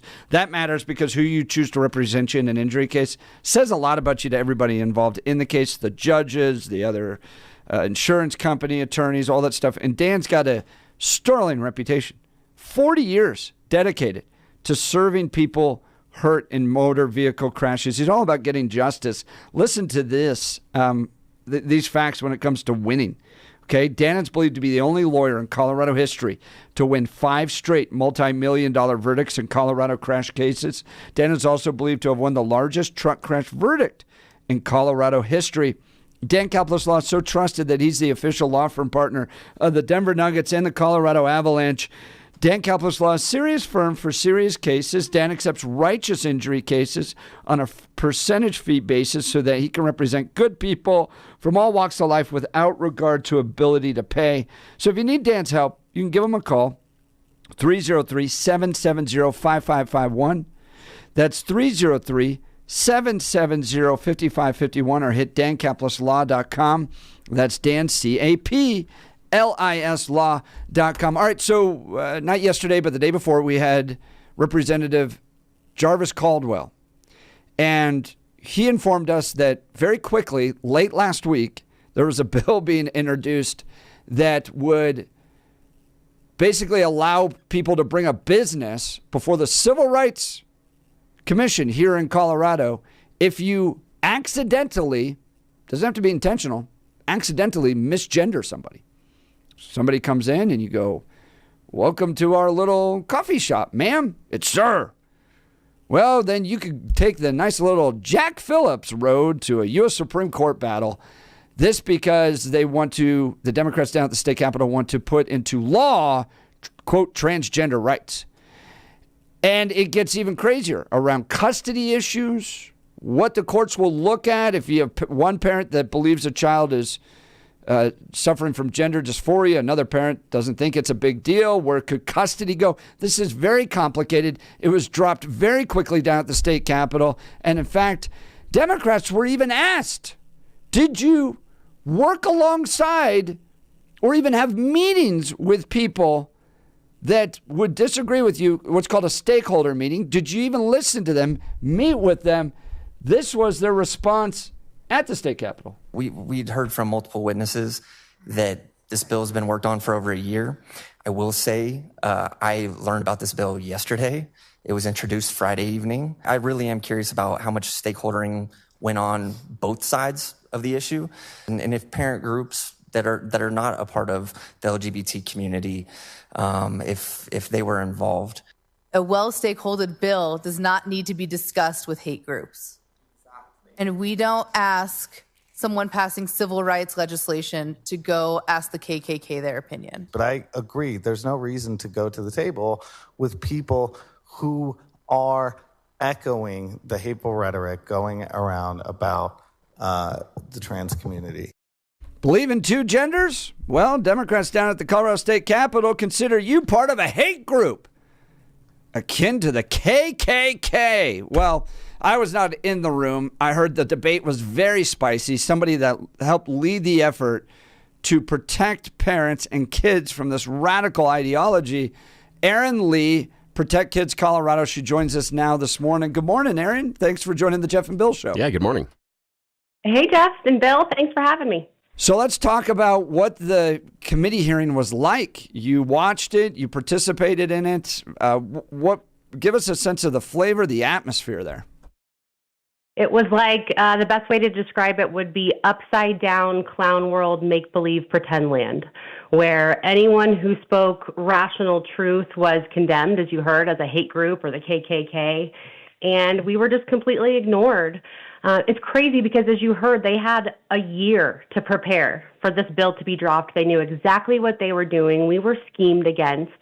Those of us who dissent to this bill didn't know about it until Monday, 24 hours before the committee hearing. But I have to share some good news. With just 24 hours notice, we turned out more expert witnesses to oppose this bill than they turned out supporters. So they had a year to prepare. We had 24 hours, and we still had more people show up in opposition, proving that we're paying attention in Colorado and that we, the people, do not agree with these blatantly unconstitutional bills that they are passing in the night. Well, I want to talk to you about the impact of this bill. This is called the Legal Protections for Transgender Individuals, House Bill 25-1312. It's got a number of sections. It gets into a lot of different areas, from custody to how a business can run and talk to its own customers. What were the concerns from you, from those in the room, from the experts that you just mentioned about this bill? Yeah, well, first off, I ended my testimony by saying you're not honoring transgender people with this bill. It seems like they are just using the very real pain of gender dysphoria to push an agenda, and the agenda is an attack on parental rights and First Amendment rights and extending government overreach. But, you know, on its face, this bill is completely unconstitutional. Anyone who looks at it can see that. It's a complete, they're compelling our First Amendment right, their compelling speech. But for me personally, you know, having worked with so many families who've been affected by gender insanity for about 4 years now, I'm especially concerned for the parents in custody situations. I know fathers both here in Colorado and in other states, dozens of them, who've already lost their parental rights because they were not okay with their child being medically transitioned. In fact, a dad testified that he was on board with it. His wife suddenly identified as trans. He supported her. Then they took their 7-year-old into the True Center to receive puberty blockers, and he just expressed caution because no one else did. He said, wait a minute, no one is asking any questions. No one's exhibiting any caution. I just feel like I have to be the one person to say, let's ask some questions. Let's make sure we're being careful. And for that, he has been completely stripped of his parental rights. His 5- and 7-year-old, who both now identify as transgender, according to the wife, have been completely taken away from him. And there are so many stories stories like that. It's already happening, but what this bill does is ensure that any parent who questions their child being medically transitioned will lose their parental rights. And it's ironic that they define it as coercive control for not affirming a child's mental illness, when in fact this blows the door wide open for coercive control by those parents who wish to sterilize and mutilate their kids against the other parent's wishes. And then the other side of that, the parents who will be affected, is those who are unfortunate enough, like myself, to experience the weaponization of CPS. We've seen it happen all over the country. Good, loving parents who said, I'm not willing to medically transition my child, like the Kolstads in Montana, have completely lost custody of their children, really just for being good parents. If this had happened 4 years ago, if this bill had been in existence when a mandated reporter showed up to my home because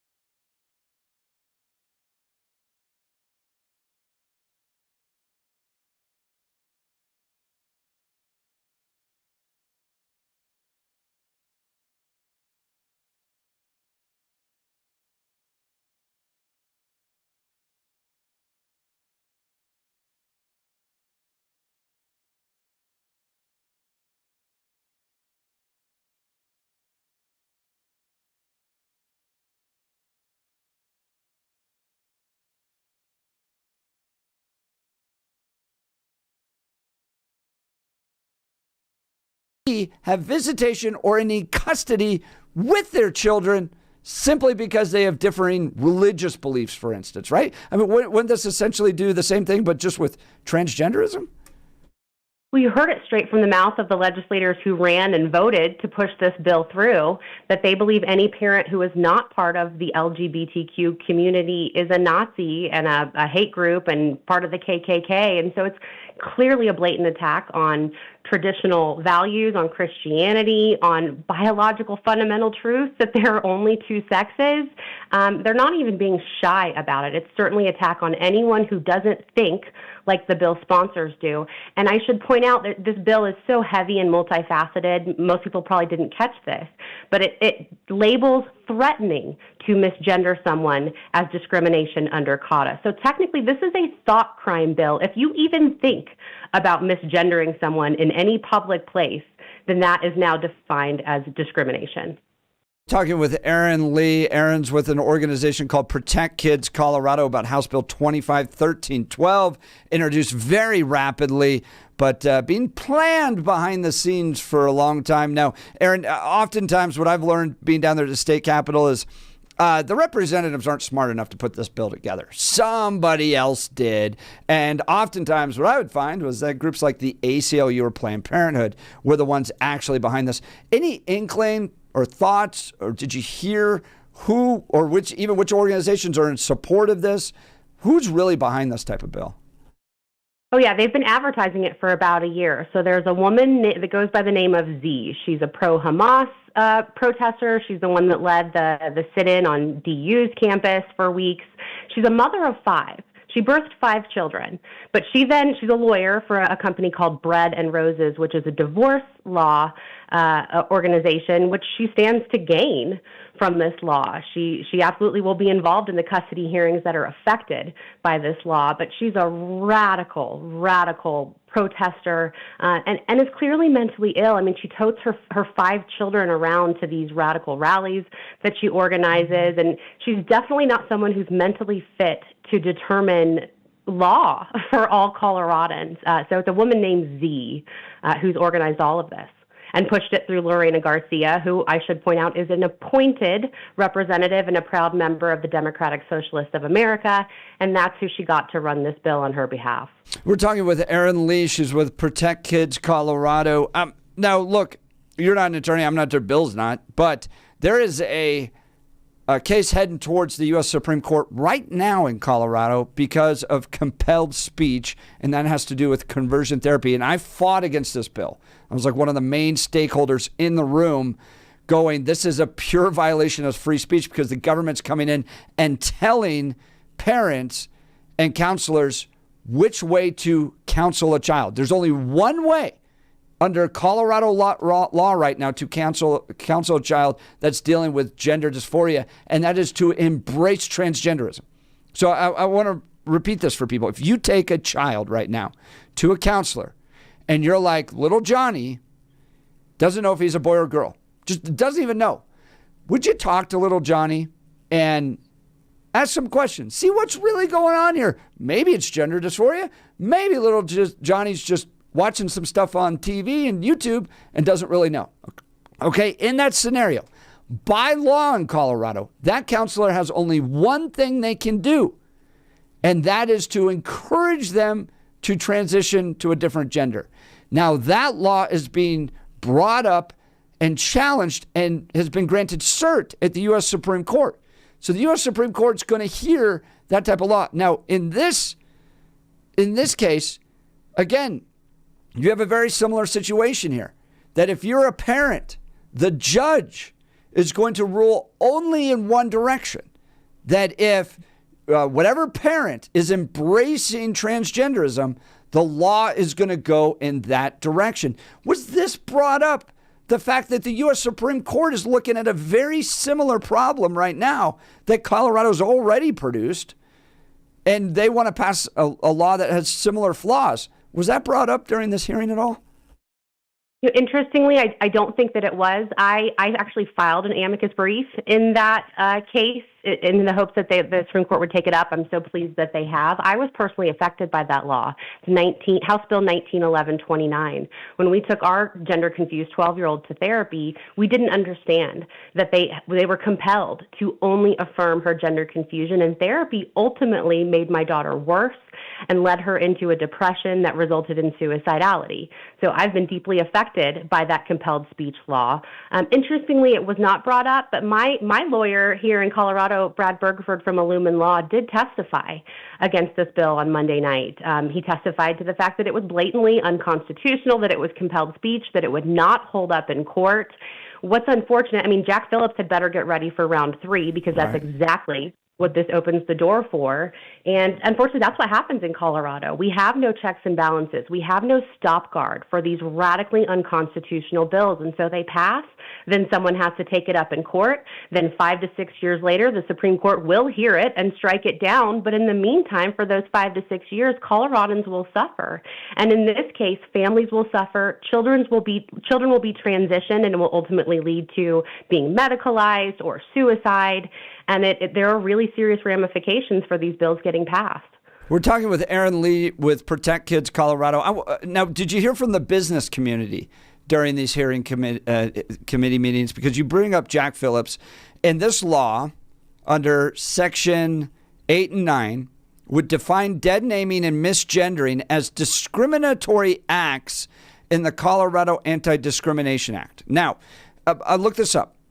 If you deliberately call somebody an N-word in your business, they can bring you before the Colorado Civil Rights Commission for violating the Colorado Anti-Discrimination Act.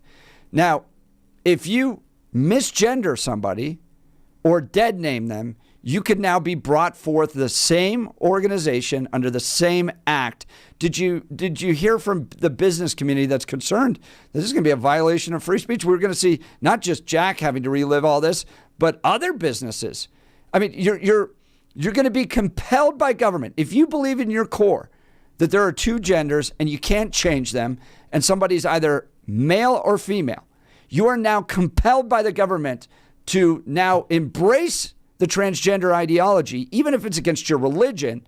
And if you say the wrong words, you will be brought before the Colorado Civil Rights Commission. What did the business community have to say on this? Yeah, there were both business owners and lawyers who testified that this was a complete infringement of their First Amendment rights, but also charter and private schools. There's an explicit part within this bill that attacks charter schools. It also applies to private, that they can no longer have a gendered dress code. So they cannot have dress code based on biological sex.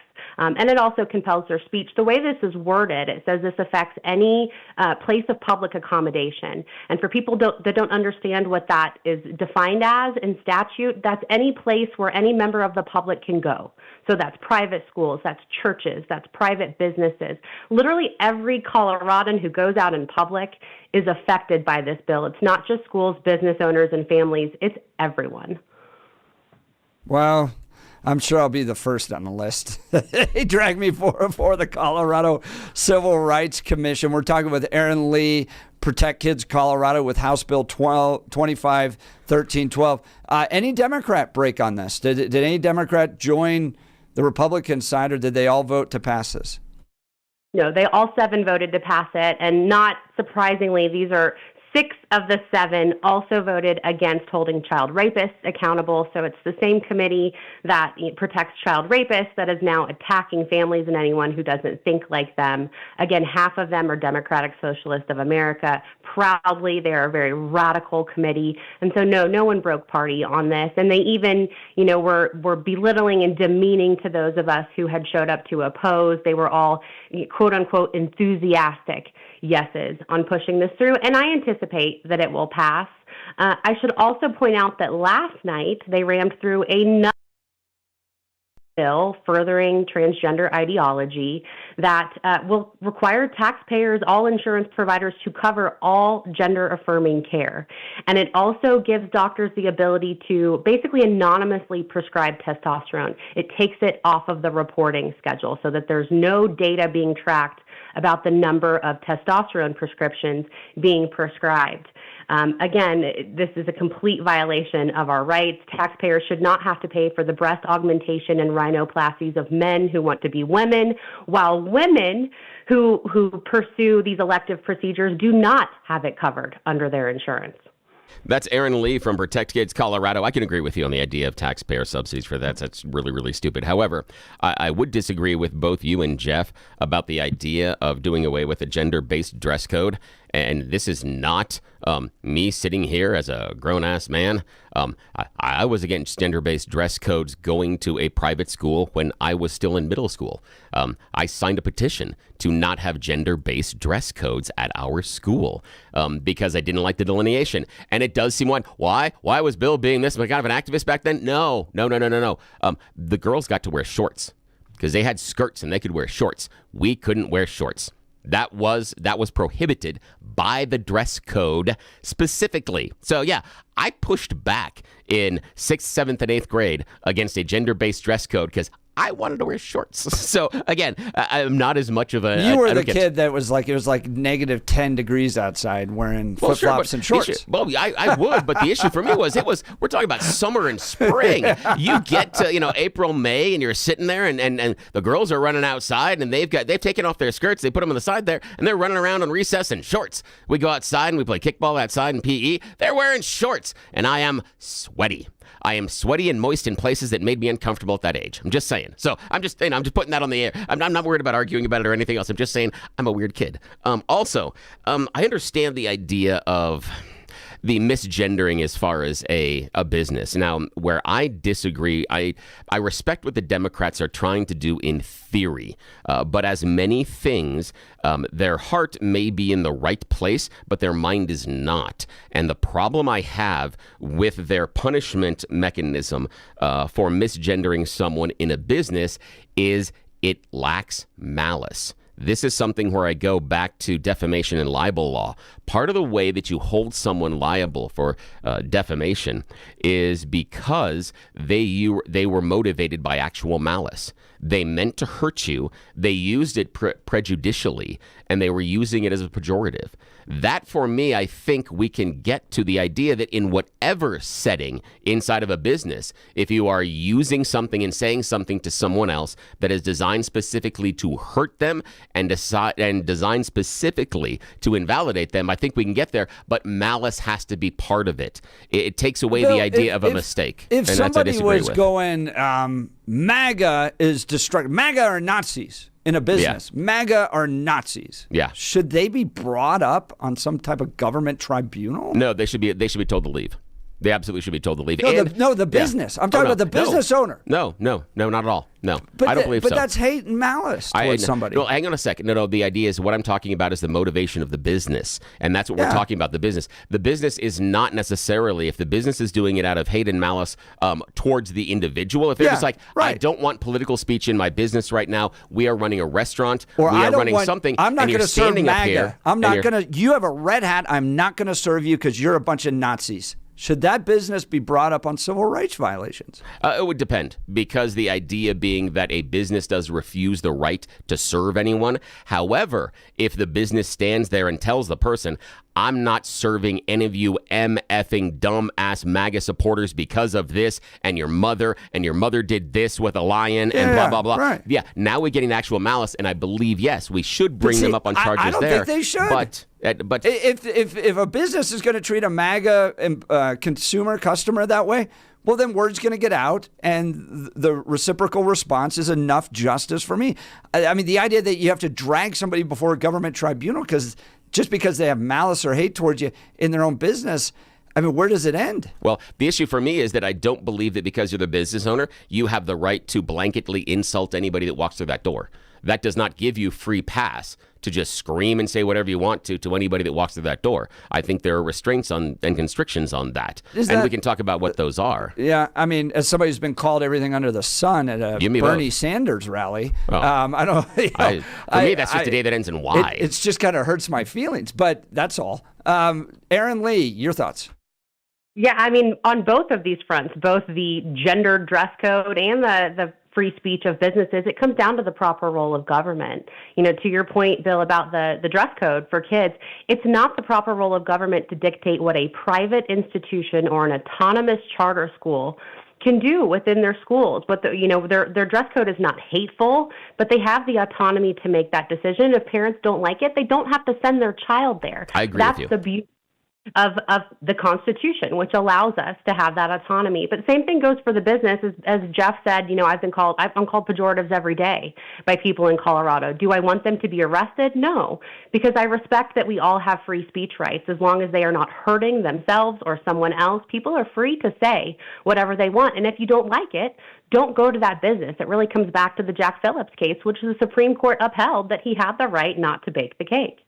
So, businesses have a right to say whatever they feel is, within their beliefs, but as long as they're not hurting themselves or anyone else, they have a right to say those things. Yeah, but it's not the proper role of government to come down on them. With the Jack Phillips example, though, Jack said he didn't refuse service to a gay couple or a gay person or a transgender person. He refused to bake a certain type of cake. He didn't yell at them. He didn't insult them. He didn't, in my opinion, he didn't act with malice. He made a choice, and that's different. And that's where I'm coming back to, is the idea of the expression of malice. Then I have a problem with that. And I do believe, personally, that there are times in which individuals misgender someone on purpose because of malice. And I hear it from our callers, and I hear it from the text messages where it's like, and the phrase that sticks with me is, I'm not going to participate in their mental illness. That is a motivator for me out of malice. Now, I'm not going to blanket anything else out there, and this is where I believe the Democrats are trying to prevent that. But in the classic Colorado Democrat way, they have vastly overreached, and they've tried to cover every base. And the functionality of this bill, what they're trying to do, is dumb. And I do not support it because it is an overreach. For me, they are trying to kill a mosquito with a sledgehammer. It is vastly inefficient and will cause much more damage than trying to prevent or correct what they're seeking. It is a mess, and it should not be passed. Yeah, I agree. I don't think their intent is wrong. I think they think they're doing the right thing, and they don't see that it's an egregious government overreach. But I would argue it's not. Usually people are not malicious in refusing to lie about biological fundamental truth. It's such a slippery slope, and that's why we've gotten where we are, because people out of kindness and empathy wanted to appease people who believe they're the opposite sex. But when you buy into that mentality and you use their pronouns and you use that name, it's a very slippery slope. Here we are, where in my school district, for example, they say that 47% of kids identify as transgender or LGBTQ. So it's a very slippery slope when you buy into their language, you really blur the line of fundamental and biological reality. And so there are those of us who've said, okay, well, this is an ideology, and it has hurt us and our kids and our families, and we can no longer use that language because we're opening the door for them to continue to push and push and push like they are with this bill. Erin Lee, Protect Kids Colorado, doing a fantastic job. Thank you so much for taking time to join the Jeff and Bill Show this morning. Yes, thank you. Thanks for having me, guys. All right, I want to talk to you about another great organization out there, the Colorado Farm Bureau. Do you know where your last meal came from? Sure, it was a restaurant or made at home with food from the grocery store, but where did it come from before that? Chances are it came from a family farm or ranch right here in Colorado. Hey, it's Jeff Hunt, and I wanted to chat with you about Colorado agriculture. It's an industry that I'm passionate about and it's been a part of Colorado since we became a state. From family ranches on our eastern plains to local peach farms in the orchards of Palisade, they provide a wholesome and sustainable food production and contribute billions to our economy. Yes, that's right, billions. And my friends at the Colorado Farm Bureau work hard to represent our agriculture industry. Farm Bureau members have been coming together for 104 years to protect agriculture and help it grow and prosper. You can join them to help continue this legacy. Join and help support family farms and ranches at coloradofarmbureau.com. That's coloradofarmbureau.com. We'll continue with your phone calls and texts. You're listening to The Jeff and Bill Show. This is Denver's Talk Leader News Talk 710 KNUS.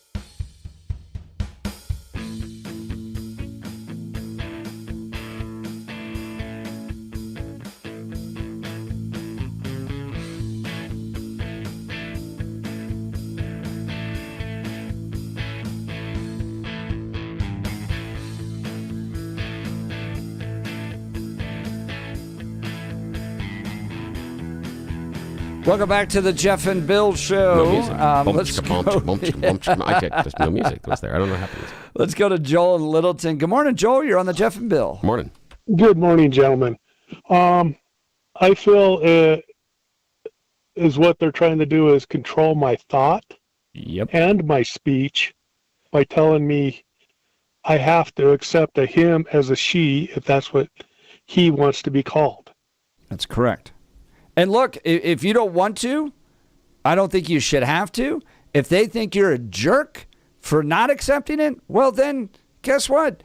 There's plenty of people out there that just happen to be jerks in this world. The idea of dragging people before government tribunals because of this, that's way too far, in my opinion. Yeah, I'm kind of the same way that it's maybe a little bit too far. But Joel and Jeff, don't we already use many people's preferred name because they asked us to? And the example that I'll put on the table is Ted Cruz. He's Raphael Edward Cruz. He asks people to use Ted. Nobody refers to him as Raphael. You want to respond? Should we call him Raphael? Yeah, I prefer my AKA is AH. But I don't expect everyone to call me that. But it's not just a name, guys. It's a reality. They're asking us, the transgender community, to buy into their worldview, which is that you can just change genders. No. And the biblical worldview is that there are only two. It's established at birth by God, and that's it. And so this is forcing you to embrace their worldview, not because we want you to be a polite person or anything like that, but because if you don't, we're going to use the power of government to force you into our religion. But Ted is forcing us to call him Ted. He's Raphael, isn't he? I mean, that's the thing is he's just asking for a different name. I understand a different name. I understand the idea of what you're saying about being brought in front of the government tribunal, and I've expressed it. I don't agree with that unless it's done through actual malice, that you're trying to be mean to the other person. But we go around all the time and use other people's preferred names. We even do it for women after they get married. They weren't born as Mrs. Smith, but we call her Mrs. Smith because she got married. There's not a fundamental ontological change that's taking place. And that's what the transgender community wants you to believe, that you can just change your gender. You can't. And that's the Christian perspective. But the argument from them isn't that it's changing. The argument is this is how they were born. They don't come in and do that. They say I was born, and I was born biologically this way, but this is who I actually am. And we have other instances of chromosomes outside of XX and XY. So there are other variations inside of that. It is not just bilateral. It's more than that. So, join the conversation. Joel, appreciate the call. You're listening to Jeff and Bill. This is Denver's talk leader, News Talk 710 KNUS.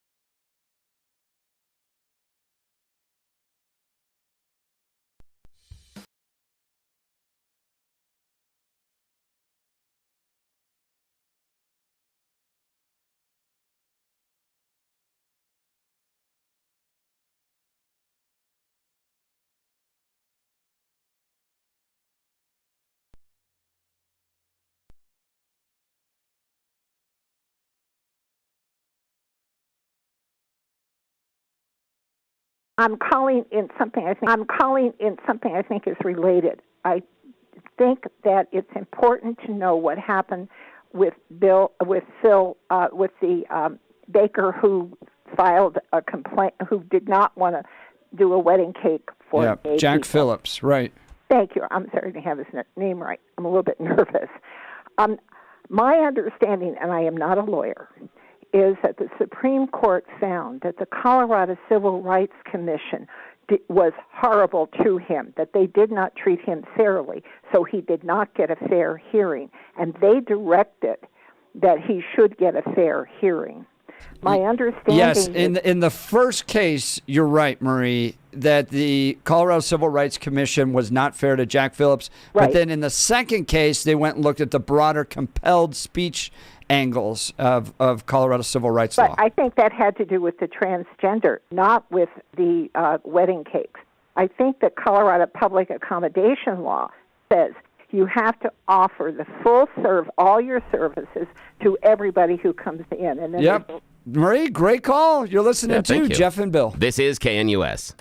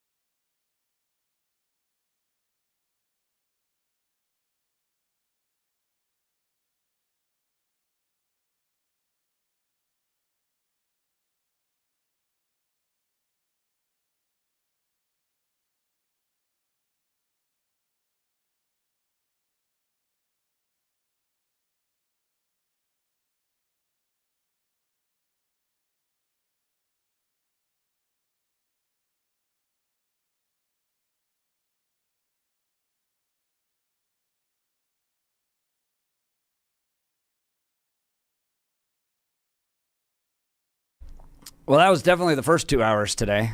Good Oh, morning. absolutely. It's 9 a.m. in the Mile High City on this Thursday, Was it April 3rd, 2025. Good morning, Denver, Colorado. You've tuned into the Jeff and Bill Show. News Talk 710 KNUS. It's been a lot of fun today. Billy and I debating tariffs and then the transgender thing happening down at the Colorado State Capitol. It's always hot and spicy, but we love it when our friends come and swing by and get to tell us about some of the good news happening in their communities. Coming up in just a second after news and comment with Blake Olson, Mayor Stephanie Pico's joining us because of the National Women's Soccer League training facility and stadium coming to Centennial. What is this? So awesome. Bill is very excited because he gets to talk soccer. So we'll get into that. You're not going to want to miss this conversation. The economy is going to be improved, I think, a little bit in their state by this. So you're going to want to hear that. But now it's time for Blake Olson. Blake Olson. Blake Olson, news and comment.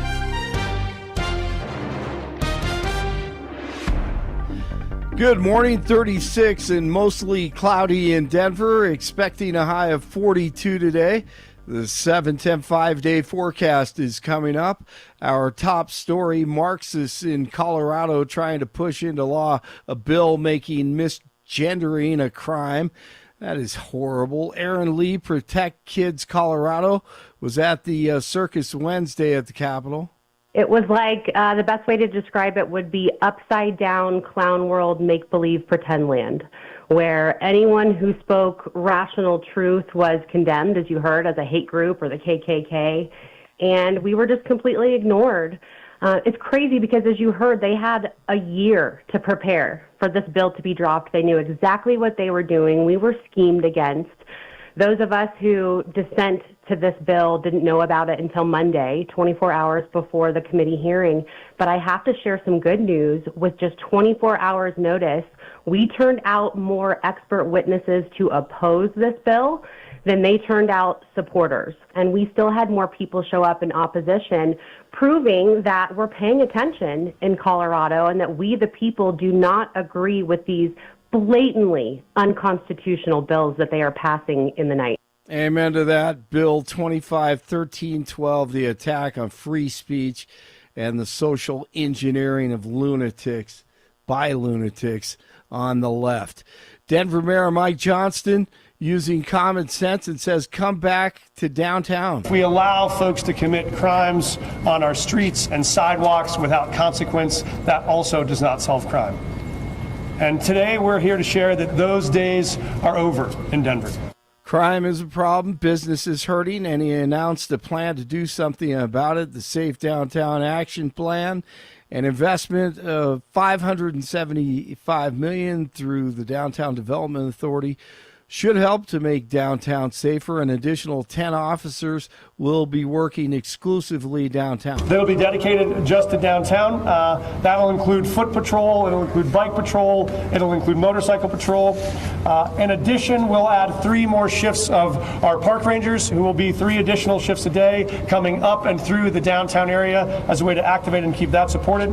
And just in time for opening day tomorrow at 2:10, bring a jacket. Your gloves, could be delays with the weather. Jeff will be there, and he'll be warm and toasty. Our country and its taxpayers have been ripped off for more than 50 years, but it is not going to happen anymore. It's not going to happen. Bring back the jobs to the Rust Belt and America. It was Liberation Day on Wednesday, and plenty of second-guessers out there. 47 says that we have to do this. Reciprocal tariffs and holding other countries accountable. DJT loves to negotiate. If you look at Switzerland, 61% to 31%. Indonesia, Malaysia, Cambodia. Oh, look at Cambodia, 97%. We're going to bring it down to 49. They made a fortune with the United States of America. United Kingdom, 10%, and we'll go 10%. So we'll do the same thing. South Africa, 60%, 30%, and they've got some bad things going on in South Africa. You know, we're paying them billions of dollars, and we cut the funding because a lot of bad things are happening in South Africa. The fake news ought to be looking at it. They don't want to report it.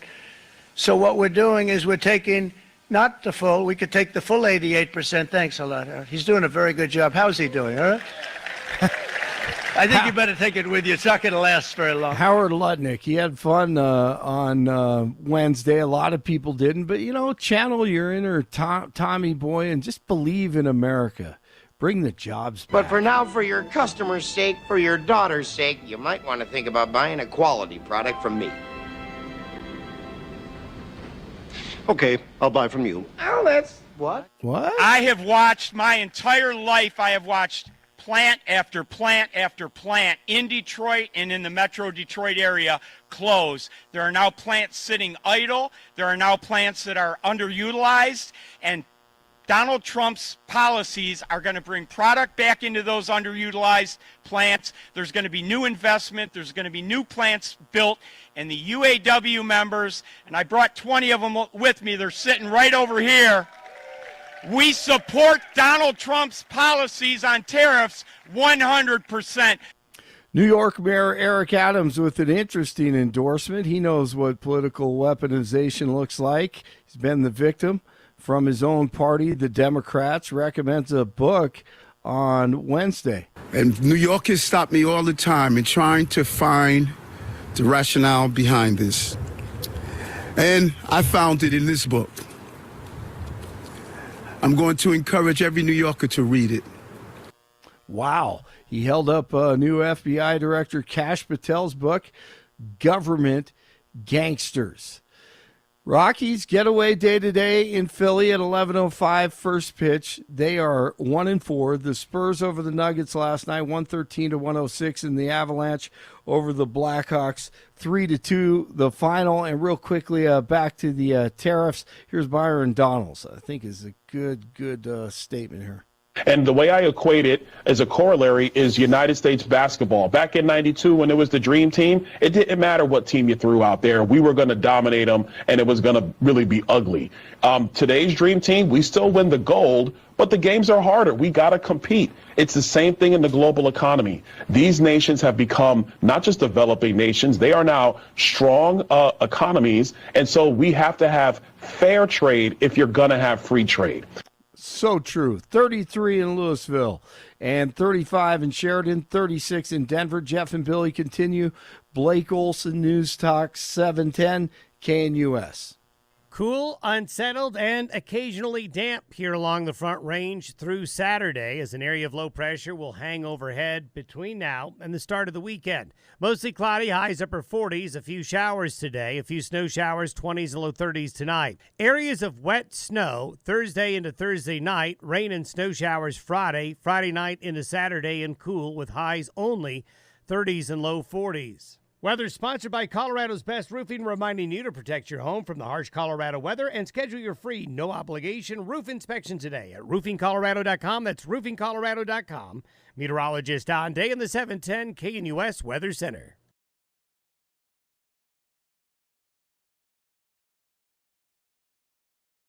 Big news coming to our communities here. National Women's Soccer League training facility and stadium coming to Centennial, Bill.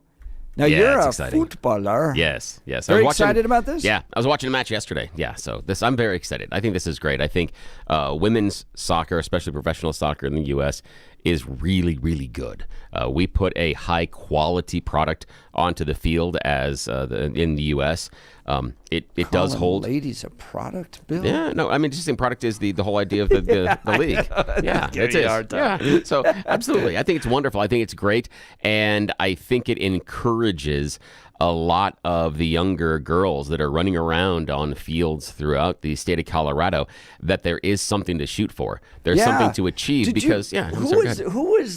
year was the team where they won in a shoot-off at the very end, and she rips her shirt off in that's Brandy Chastain. Yeah, I forgot the year exactly. And I watched the documentary on that year, and like women's soccer was like a passing thought. No one cared about it. And then these girls, I think it was in the Olympics, right? Or is it the World Cup? It's the World Cup. In the World Cup, go all the way, and just the power that victory had. Oh, yeah. That's Brandy Chastain that did that. Yeah, absolutely. And, wow. And she does some commentary, some other stuff right now.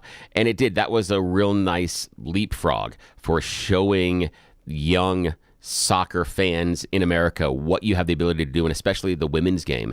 Now, the rest of the world has caught up with us. They absolutely can play toe-to-toe with many of the Americans, but that wasn't the case back then. Yeah. We had better athletes, we had better training, and just like when you watch a lot of NBA games versus the women's NBA game, the WNBA, that there is a technical superiority sometimes inside of the WNBA because you don't need it in the NBA based on athletic prowess and the fact that it's mostly a one-on-one game.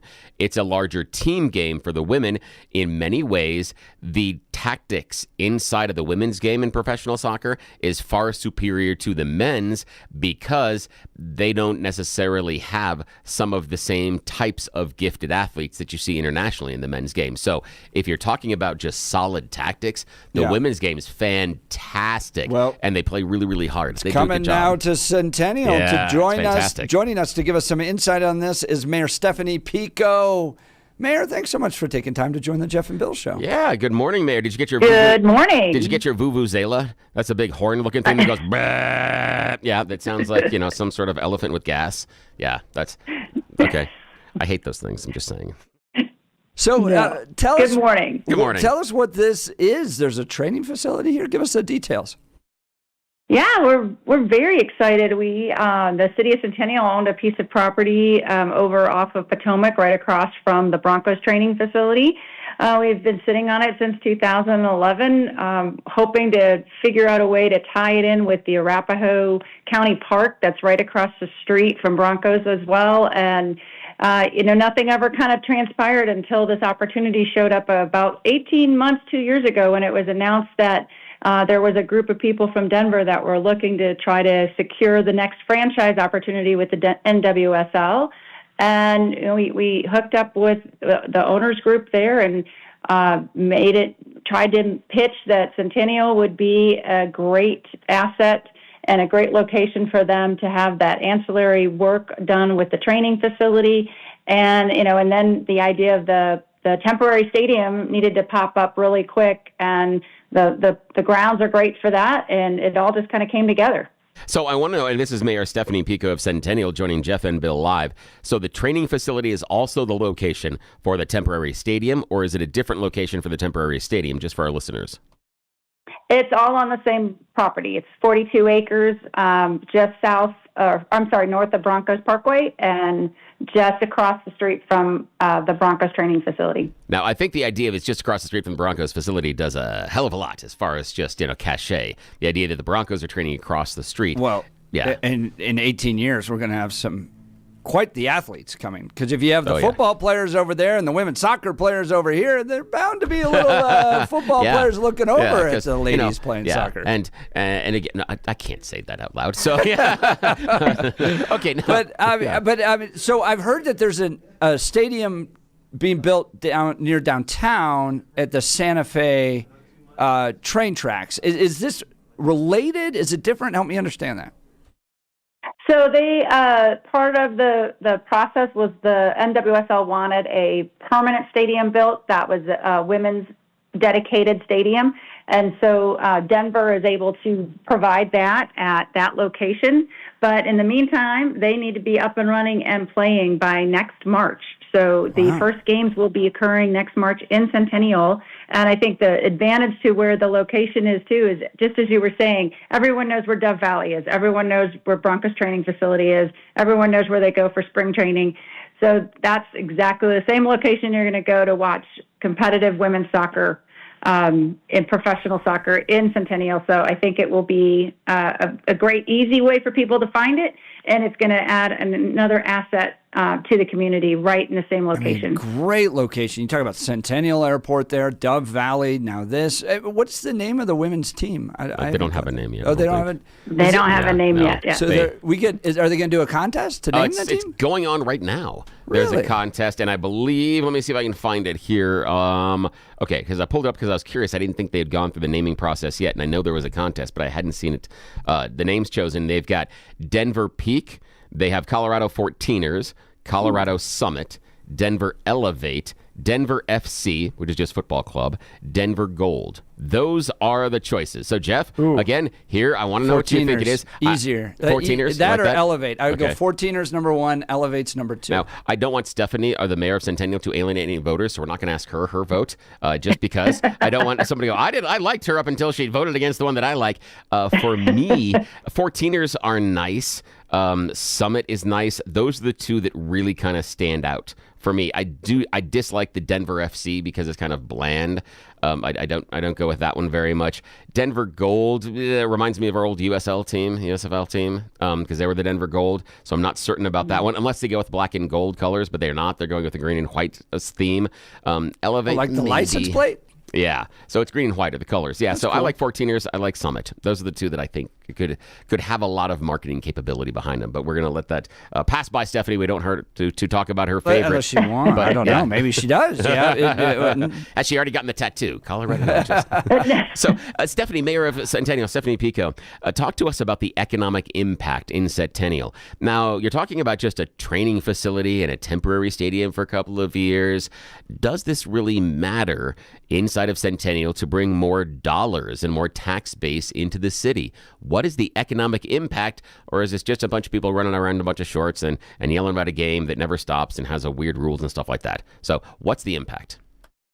Well, I think it actually will help continue to strengthen our economy. We're going to have the highest performing people there, whether they're the trainers that are working in the facility, the people that are managing the facility. It's a whole nother spectrum of job opportunities for people coming into the area, not to mention the stadium part of it and the construction aspect of that, bringing in the people that are going to be putting in it's a modular stadium from my understanding, and so it can be brought in as the size that they need immediately, and then it can be tapered back down to the size that it's adequate. So that'll continue to offer an opportunity to have events in the city, and sports facilities for the Cherry Creek School District is who's going to be taking over the stadium once it's compacted down to being right sized for the school district to use. So those are going to be ongoing benefits for the city and for the economy around it, because you're always going to have people who are engaging in that piece right there. There's a hotel not too far from there, so you're going to have people traveling in and sports teams traveling in. And I think there's just a great opportunity for the city to continue to have that Dove Valley space activated, and it'll bring in new restaurants and opportunities and things around it that will increase the development in the area. Yeah, and the secondary economic development could be significant as well. We're talking with Centennial Mayor Stephanie Pico. One of the things we can look at is the secondary usage of the Broncos training facility. They have flag football games there all the time. They have other events there. And to a T, the one thing that parents share is, look at my child playing on the same field the Broncos practice on. Yep. And you've got the same opportunity with this practice facility for the new Denver women's professional team. All those little kids that are running around, both boys and girls, that hope to one day make a living, or at least just pay for college, by playing soccer, they can go to that facility, and there's going to be a limited use opportunity when they're not training to get kids on fields, to do 3-on-3s, to have weekend tournaments. And just between you and me, Mayor Pico, it is so much easier getting to Centennial than out to Dick's Sporting Goods Park. Just saying. So much easier. So much easier. It's a great facility out there, but the location is much more centralized. It's easier to get to. That's probably why the Broncos built it in Dove Valley and didn't go to Commerce City. Now, nothing against Commerce City. I'm just saying the Broncos made the choice, and you guys are making the right choice as well. It is a much more centralized location. It's easier for families to get to, so if you want to create those secondary opportunities, you've got something there all ready to go. So this really can be a nice economic boon, because you bring in a group of families that are going to be there over a weekend tournament. They have to go eat somewhere. As all of us know, eat in between games, because you're out there for like 8 hours. Yes, exactly. So there is a really big economic boon that seems very, very nice that's part of this this team. So talk to us some about the excitement inside of the sports community, because you've got you've got a very well developed soccer community in and around the city. What has been the buzz from local soccer teams, local soccer organizations about the fact that not only are we getting a women's professional soccer soccer team, but they are going to be training in some of these players' very own backyard. That's got to be exciting. I think it's going to be great. The part that I remember, my kids grew up playing storm soccer. I knew people who played storm on the big storm soccer fields that used to be at Parker and Arapahoe Road, and so it was a huge part of growing up in this area was soccer. It's still soccer, and so being able to go out and go onto these fields, and again, like you said, being able to participate where there's professional soccer being played will be it's just an adjunct to the experience that all of the kids have been having throughout this entire South Metro area. So I think for the groups to know that it's coming here, and to your point, did not have to travel. We're so used to having to go up to the Aurora Sports Complex or go up to Dick's Sporting Goods Parks to have experiences like that. Now to have it in our own backyard, I think the entire South Metro area, knowing the size of the teams that we have, the success of the high school teams that we have just in this, a 5-mile radius of the fields, it's just going to spur even more excitement for the sport. And I love that you brought up the Denver Storm. I played on the traveling team for a couple of seasons. That was one of my many journeys on my soccer career. I was a Storm member for a while. Now, we're talking with Mayor Stephanie Pico, the mayor of Centennial, on the development of the National Women's Soccer League training facility and stadium that's going to take place near Dove Valley, near Centennial Airport. We're getting questions, text messages from our listeners wondering how this is being paid for. So the city purchased the property in 2011 from the U.S. Postal Service. Actually, there was supposed to be a post office there. So this is a much more exciting use than that. And so the city is able to lease the property out as part of a public benefit. And then the storm slipped there. The National Women's Soccer Group, the Denver company, has brought in the financing through venture capitalists that are coming in and investing in this facility, in the stadium, in the land, and turning it into the proper facilities for them. And then the Cherry Creek School District became a partner in this conversation as we were talking about how to best utilize the opportunity for the temporary stadium. There needed to be a way to recoup that at the end, and who was going to benefit the most from that partnership. So the city of Centennial reached out to the Cherry Creek School District, connected them with the Denver Soccer Organization to say, here, you guys talk and see if there's an opportunity for you to share in that expense of a stadium that's going to basically have the largest amount of the investment taken over by the Denver Soccer Group, but then being able to have the Cherry Creek School District benefit from a long-term plan and a long-range facility plan that they had actually in idea for needing another stadium for at least 10 years. We've talked about it with the expansion of the Cherry Creek Innovation Campus. There's a stadium talked about with the Arapahoe County Park that's right there with the opportunity. Is there an opportunity to put a stadium in there? So this really helps the Cherry Creek School District have the opportunity to get the facilities that they need in the long term with long-range planning with a shorter investment cycle than that they would normally have to build a stadium for that capacity.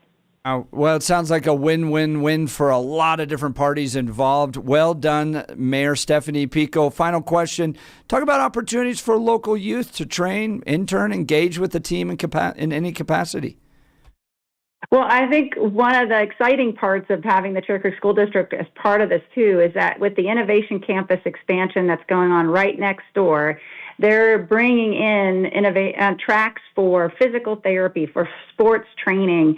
And so students will actually have a chance to intern over at the training facility with the professional athletes to help them in their training, to help them in their recovery, in their therapy. So there's a great chance for kids students to get involved in real life skills and doing it in a real life setting. So that's very exciting for the kids coming up who are maybe not the athletes, but maybe want to be part of that athletic support system that is becomes such a big business in addition to that. And everybody from the professional athletes to the mom athletes, we all need to have somebody out there helping us with our training and our support systems. So it's a great career path for these kids to have a chance to do something real. Oh, it's wonderful. I remember in college when we got people that were in the sports physiology, sports medicine department coming over and they'd help us tape out and everything else. That is a huge boon because they were getting really, really good hands-on experience. They were able to put that on their resume,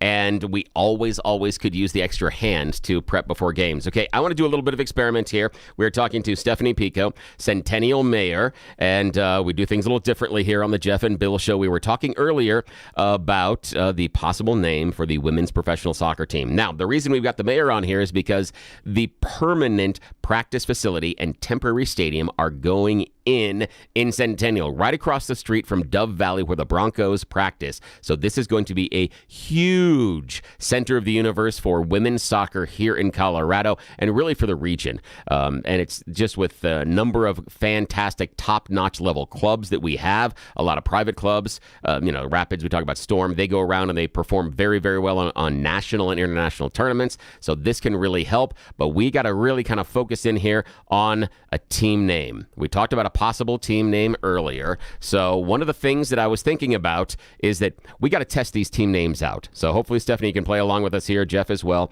We're going to go through the names and see if we can chant them. So the first one is going to be Denver Peak. So I'm going to start off here, okay? So we're going to have to go, I'll go, let's go, and we all do Peak together. So here we go. Let's go, Peak. Yeah. Let's go, Peak. Nah, I don't know about that one. Okay, here's the next one. Colorado 14ers. Okay, same thing. Let's go, 14ers. 14ers. Okay, that maybe. Yeah, That's I like rhythm that there. one. Got some rhythm there. And you can add some drums. Yes, we can. Boom. You got to have the drums and the vuvuzela. Okay. Now, the Colorado Summit is the next one. Here we go. Let's go, Summit. Summit. Yeah. Okay, that one works. Okay. That's better. Now, here's Elevate. Okay, so let's go. Elevate. That one struggles now, too. Denver FC, there's nothing you can do there. I can't help you. Can't help you on that one. Okay, now Denver Gold. Okay, here we go, the Gold. Let's go. Gold. I don't know. I personally, I think that Summit and Elevate kind of work best. Yeah. I think it's kind of work. 14ers. Yeah. I think a little bit of market research I'm not impromptu. sure anyone outside of Colorado knows what the 14er means. So I don't know how well that'll carry nationally. Yeah, it'd be kind of like the idea of the San Francisco 49ers, the Green Bay Packers. People are always like, where are the Packers going if they're packing everything? They don't understand it's meat packing. Yeah. So same thing. Oh, Mayor, this has been fantastic. I think we've settled on a name. It's got to be either Summit or Elevate because you can't chant a single other name. Not going to work. Not going to work in the stadium.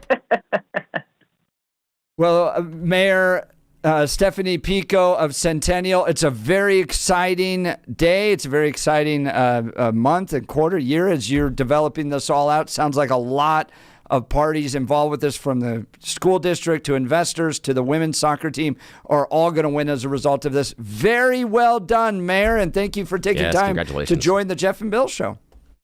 Thank you very much, guys. I appreciate being on. All right. Thanks. Have a great day. Take We'll care. continue. Would love to hear your thoughts about this. Phone lines are open, 303-696-1971.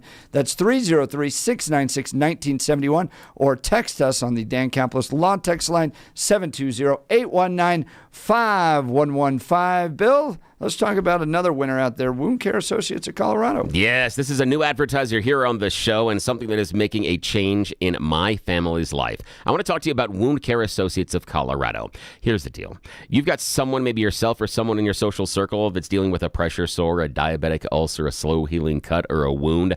Do not mess around. Ignoring the problem isn't going to fix the problem because it can become a very big deal. That torn skin and tissue is the perfect place for dirt, germs, and bacteria to get access to your body.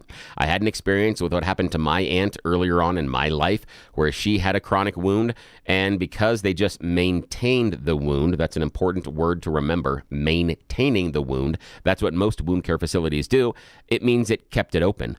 So when she was going to the treatment facility and coming back home and stuff, she was exposed to MRSA. Yeah, but the MRSA was there at the clinic. She didn't get in the car on the way there because she would have gotten in the car earlier. So I'm just saying, she got exposed to MRSA. That led to some hospital stays and even some amputations. That's not cool. And you don't want anybody in your family to go through that either. That's why you have to call Wound Care Associates of Colorado. And I'll talk to you as to why.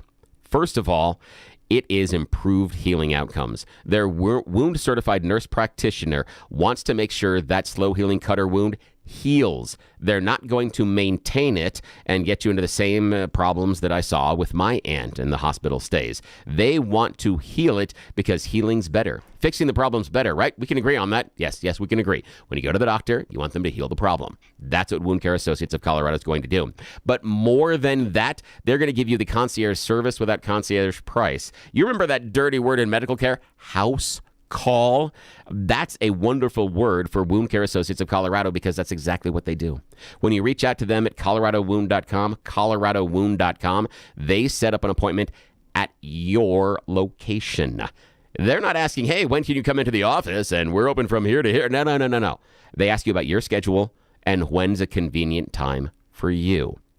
Not worried about transportation. If it's maybe someone in your social circle and you got to worry about them getting transported to the facility, you don't have to worry about that. If they're in a retirement home or assisted living care facility, Wound Care Associates of Colorado comes to them. It couldn't be easier, and you're getting a wound-certified nurse practitioner that is setting up a custom treatment plan based on their care and needs with a guarantee of improved healing outcomes. There isn't a single other wound care facility in the entire state that offers you this level of care, privacy, convenience, and comfort. When my youngest child recently had a minor surgery and the incision afterwards wasn't healing properly, 2 visits to the surgeon to talk to him about it, and he went with that word that I talked about earlier. Remember the maintain the wound?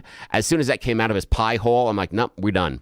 The very next thing I did was contact Wound Care Associates of Colorado at coloradowound.com. And yes, I didn't call the people that I know behind the scenes. I went through the front-facing portal just like you do because I wanted to see how good they were.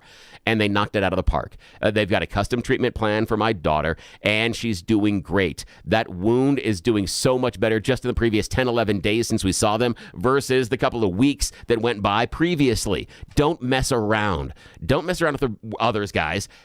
Go with the best. Someone in your social circle has a chronic, slow-healing wound, cut, pressure sore, diabetic ulcer. Wound Care Associates of Colorado. I trust them. You can too. Reach out to them at coloradowound.com, coloradowound.com, and when you do, tell me you heard about them here on the Jeff and Bill Show. That's great to hear, Bill. We'll continue. You're listening to Jeff and Bill. This is Denver's Talk Leader, News Talk 710 KNUS.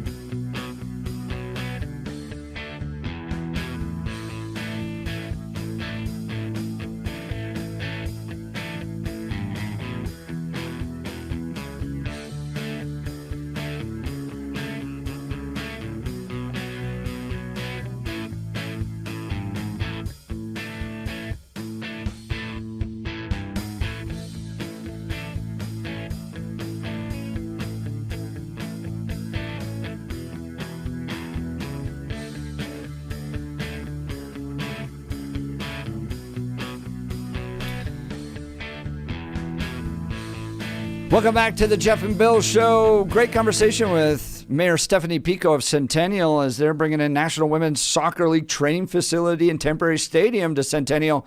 That is a really cool area of town. It's right near Centennial Airport, Dove Valley. All that's being developed out into a nice little community there. Oh, yeah. It's gorgeous there. And remember, according to some of the Broncos, that if you put your flashers on, you can ignore all the road signals and lights. And I remember, really? There was a Bronco player that did that? There was, and I forgot which one it was, but I forgot who it was. But he was pulled over because he was driving down between both lanes, and he had his flashers on, and he was ignoring all the traffic signals. And I guess he had done this a couple of days in a row, and was pulled over. And he's like, "No, I'm a Bronco. I've got to go to here to the facility." And he said, "And when I put the flashers on, it's like an emergency. I get to," and they're like, "No, you don't, sir. You don't get to do that. No, it's not like it's not like do-it-yourself police lights. That's not what it is." But he didn't understand that. He'd been hit in the head a bunch. All right, exactly. Let's go to the phone lines. Curtis Hudson. Good morning, Curtis. You're on the Jeff and Bill Show. How you doing?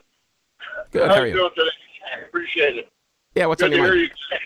you. I just found your station a couple days ago.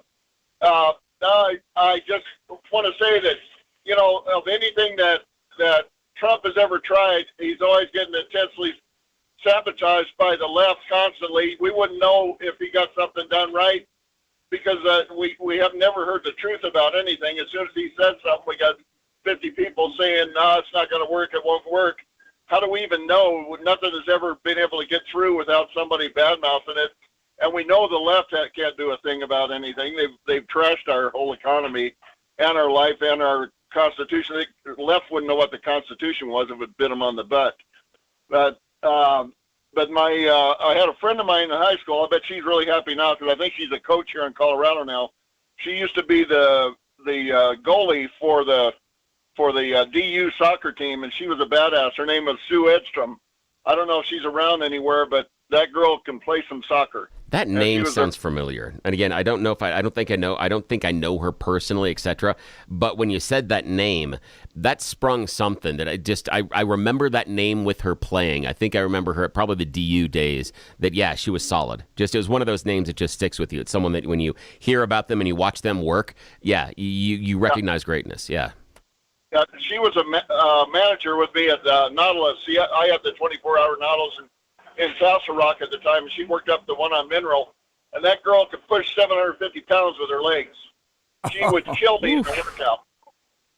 She would kill me. And her brother and her had a softball team. That's how I met her. Because we were playing softball one day. I smacked the ball over her head in left field, and she turned around and did the same thing to me an inning later. So we started talking, found out we were managers at the Nautilus, and started working out together. She was a good kid. She was a rough player. She didn't half step at all.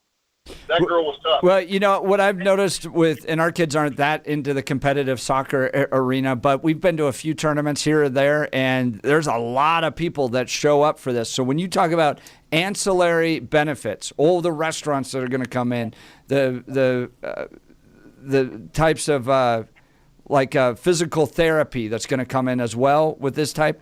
It's going to be good. It's going to be good for the city of Centennial, and that's an area that could use the development. And what I liked was that the state or the city had purchased this land years and years and years ago because it was available. It was supposed to be for a post office, but they've now worked out a deal where the development's going to come from private venture capital.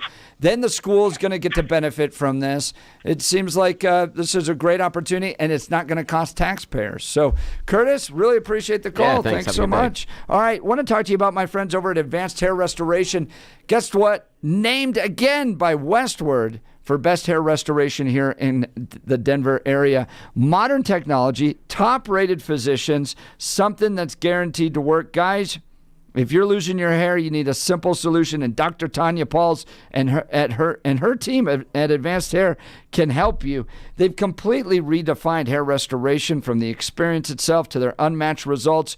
Receding hairline, bald spot, or thinning hair, address them all with Advanced Hair's simple one-day treatment in a calm, relaxed environment with the most experienced professionals. Advanced Hair has performed tens of thousands of these breakthrough treatments, and get this, Your own natural hair begins to regrow the very next day. No one in Denver can offer anything like Advanced FUE found. At Advanced Hair, I highly recommend their team. So does Westward. So do the people that have used them.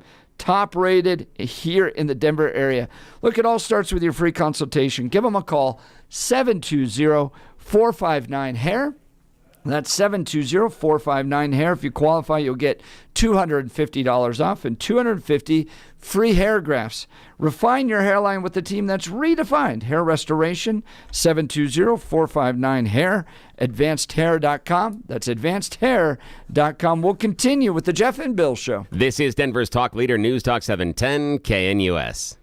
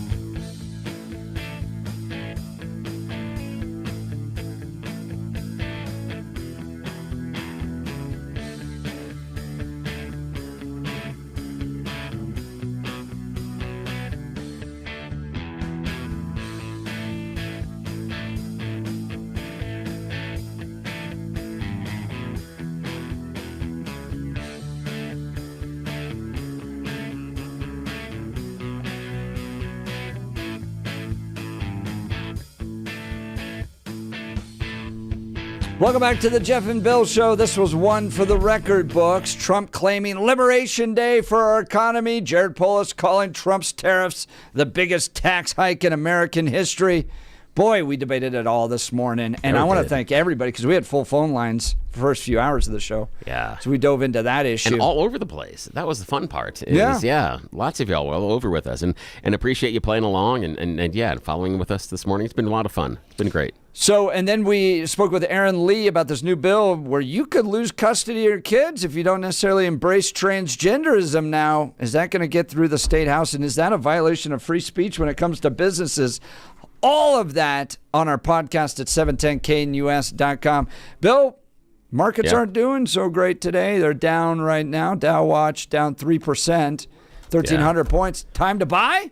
Oof, I don't know. I mean, that was Bissett's Scott Bissett. That was his advice. Buy the dip. Hang on, but aren't you understanding that we're eroding the value that we have right now? There are people, we lost 1,000 points yesterday. I mean, that's a lot of people losing value outside of the stock market. That's a lot of people's 401ks tanking. This could be, I don't know. And what does it say about if Donald Trump is bringing the economy back and he's bringing the manufacturing back to America, but the place that we focus on investments goes boop, boop, boop, boop, boop, goes down? What is it saying about the confidence? I think it says things are changing, and so that's why there's some upheaval here. But I will give you, Bill, I think he has till June to showcase an economy that's turning around, or even MAGA will start to have some issues here. Yeah, so I think he has till June.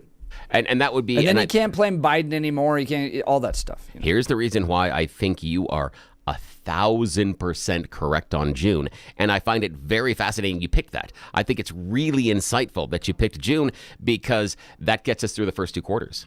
And so if we get through the first two quarters of the year and we have negative GDP growth and we mention the R word, recession, all this changes because Trump is not, in my opinion, Trump is not going to be willing to preside over a recession inside the economy and especially rolling into the midterms. Yeah, I think you're absolutely right on June. I think that's a great benchmark, my friend. I think you're right. And I mean, Rand Paul brings this up and starts to go, well, if Trump has to offset maybe like what might be happening to farmers, for instance, with government funding, I think you'll see some more Republicans, not just the Thomas Massie, Rand Paul's going, no, we're not going to do that. Yeah, so there's a window here, but it's not very big. It's hard to make the argument per se that we shouldn't be spending. I mean, I understand the idea of values and priorities, but we're overspending on all of these types of programs. But then because of our economic programs, we have to then provide subsidies. That's a difficult argument to say because you're still spending money.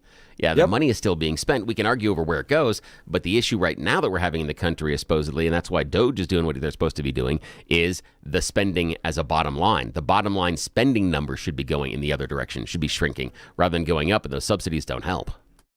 So lots to watch. What is going to happen in the next 20 hours or so before the show kicks off again tomorrow with all these tariffs?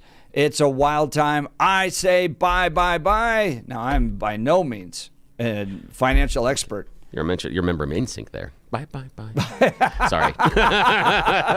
I love you so much. That This was show's so great. much fun. So others saying sell. What do you think? Well, tomorrow we'll be back. I'm always available at x.com/Jeff Hunt. Share your thoughts there as well.